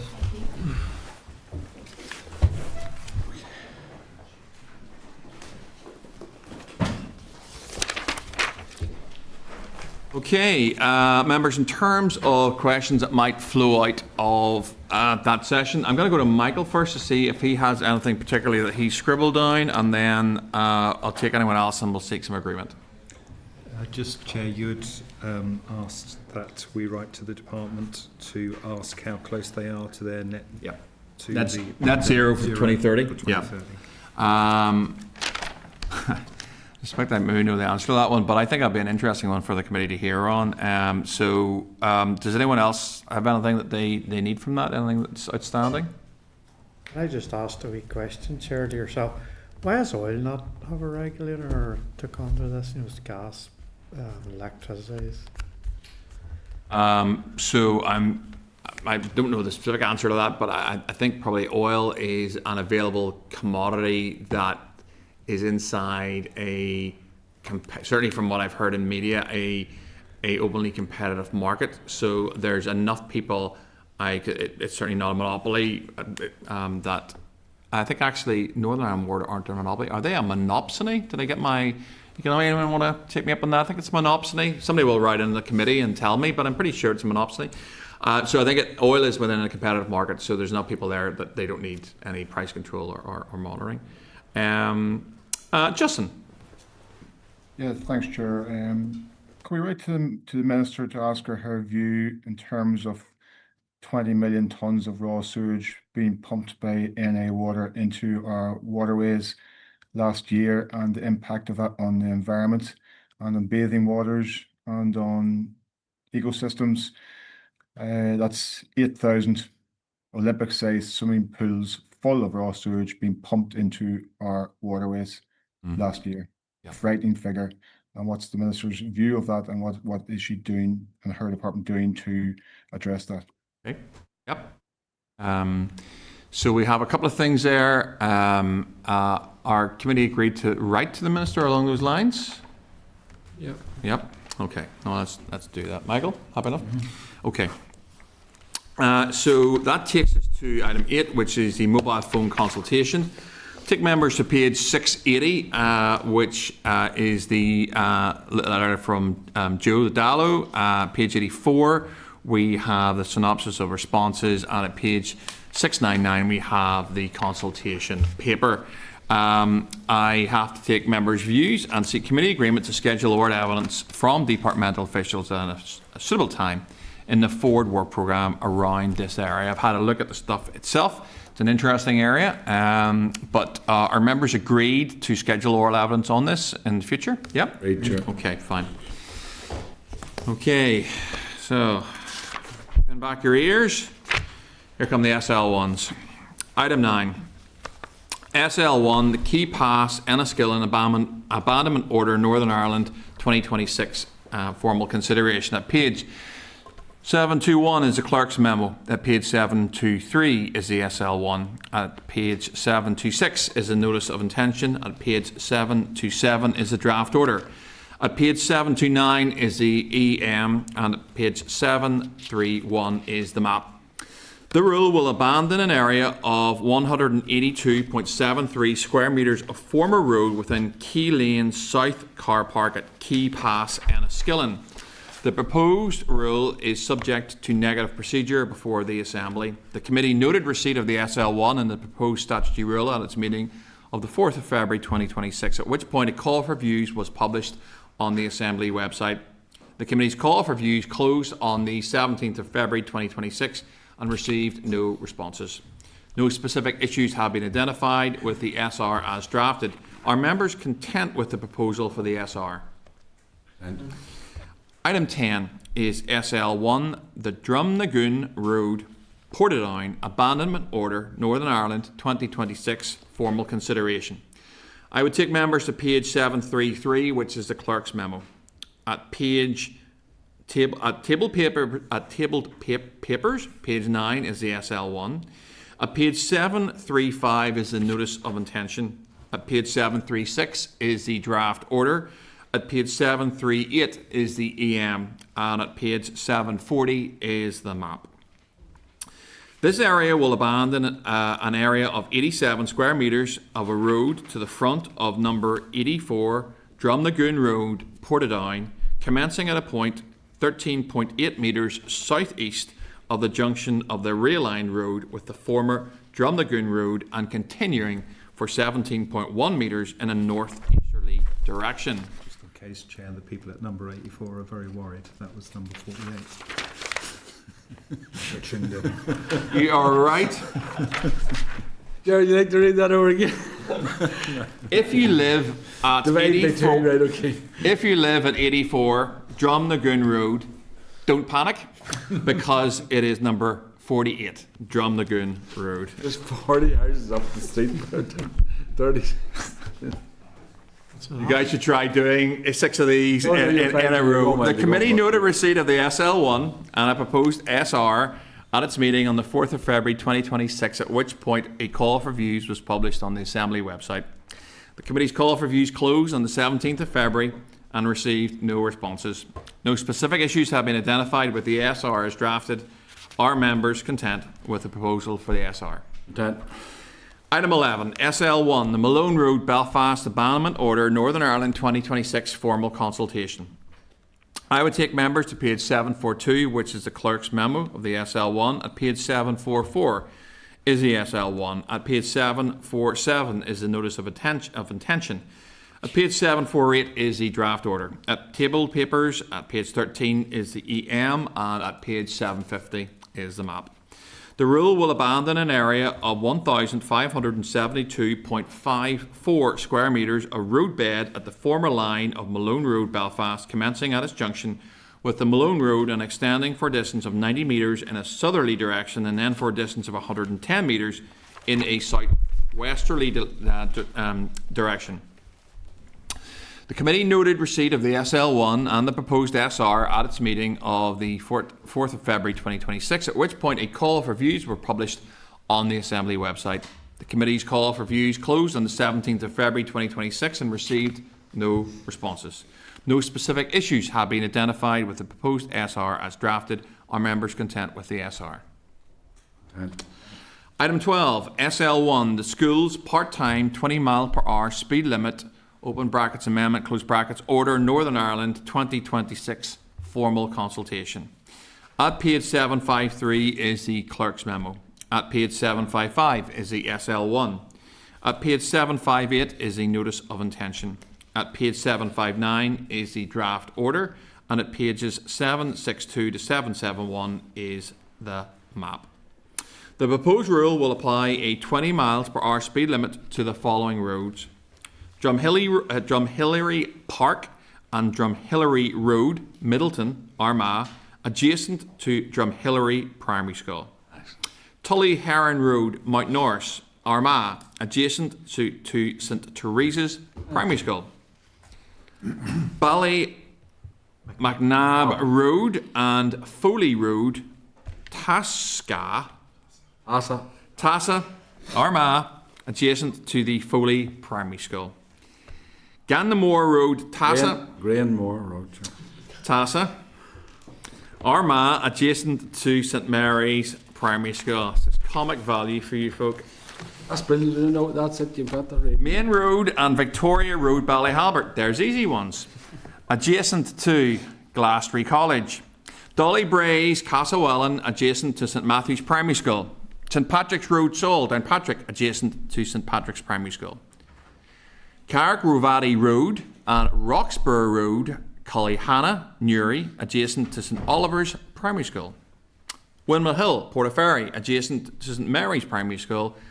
Cullowan Road, Rostrevor, adjacent to Cullowan Primary School. The proposed rules are not subject to Assembly procedure. The committee noted receipt of the SL1 and the proposed SR at its meeting of the 4th of February 2026, at which point a call for views were published on the Assembly website. The committee's views closed. The committee's call for views closed on the 17th of February and received no responses. No specific issues have been identified with the SR as drafted. Are members content with the SR? Content, Chair. Item 13, SL1, the Roads Speed Limit Order, Northern Ireland 2026, initial consideration. Page 773 is the clerk's memo. At page 755 is the SL1. At page 778 is the notice of intention. At page 779 is the draft order.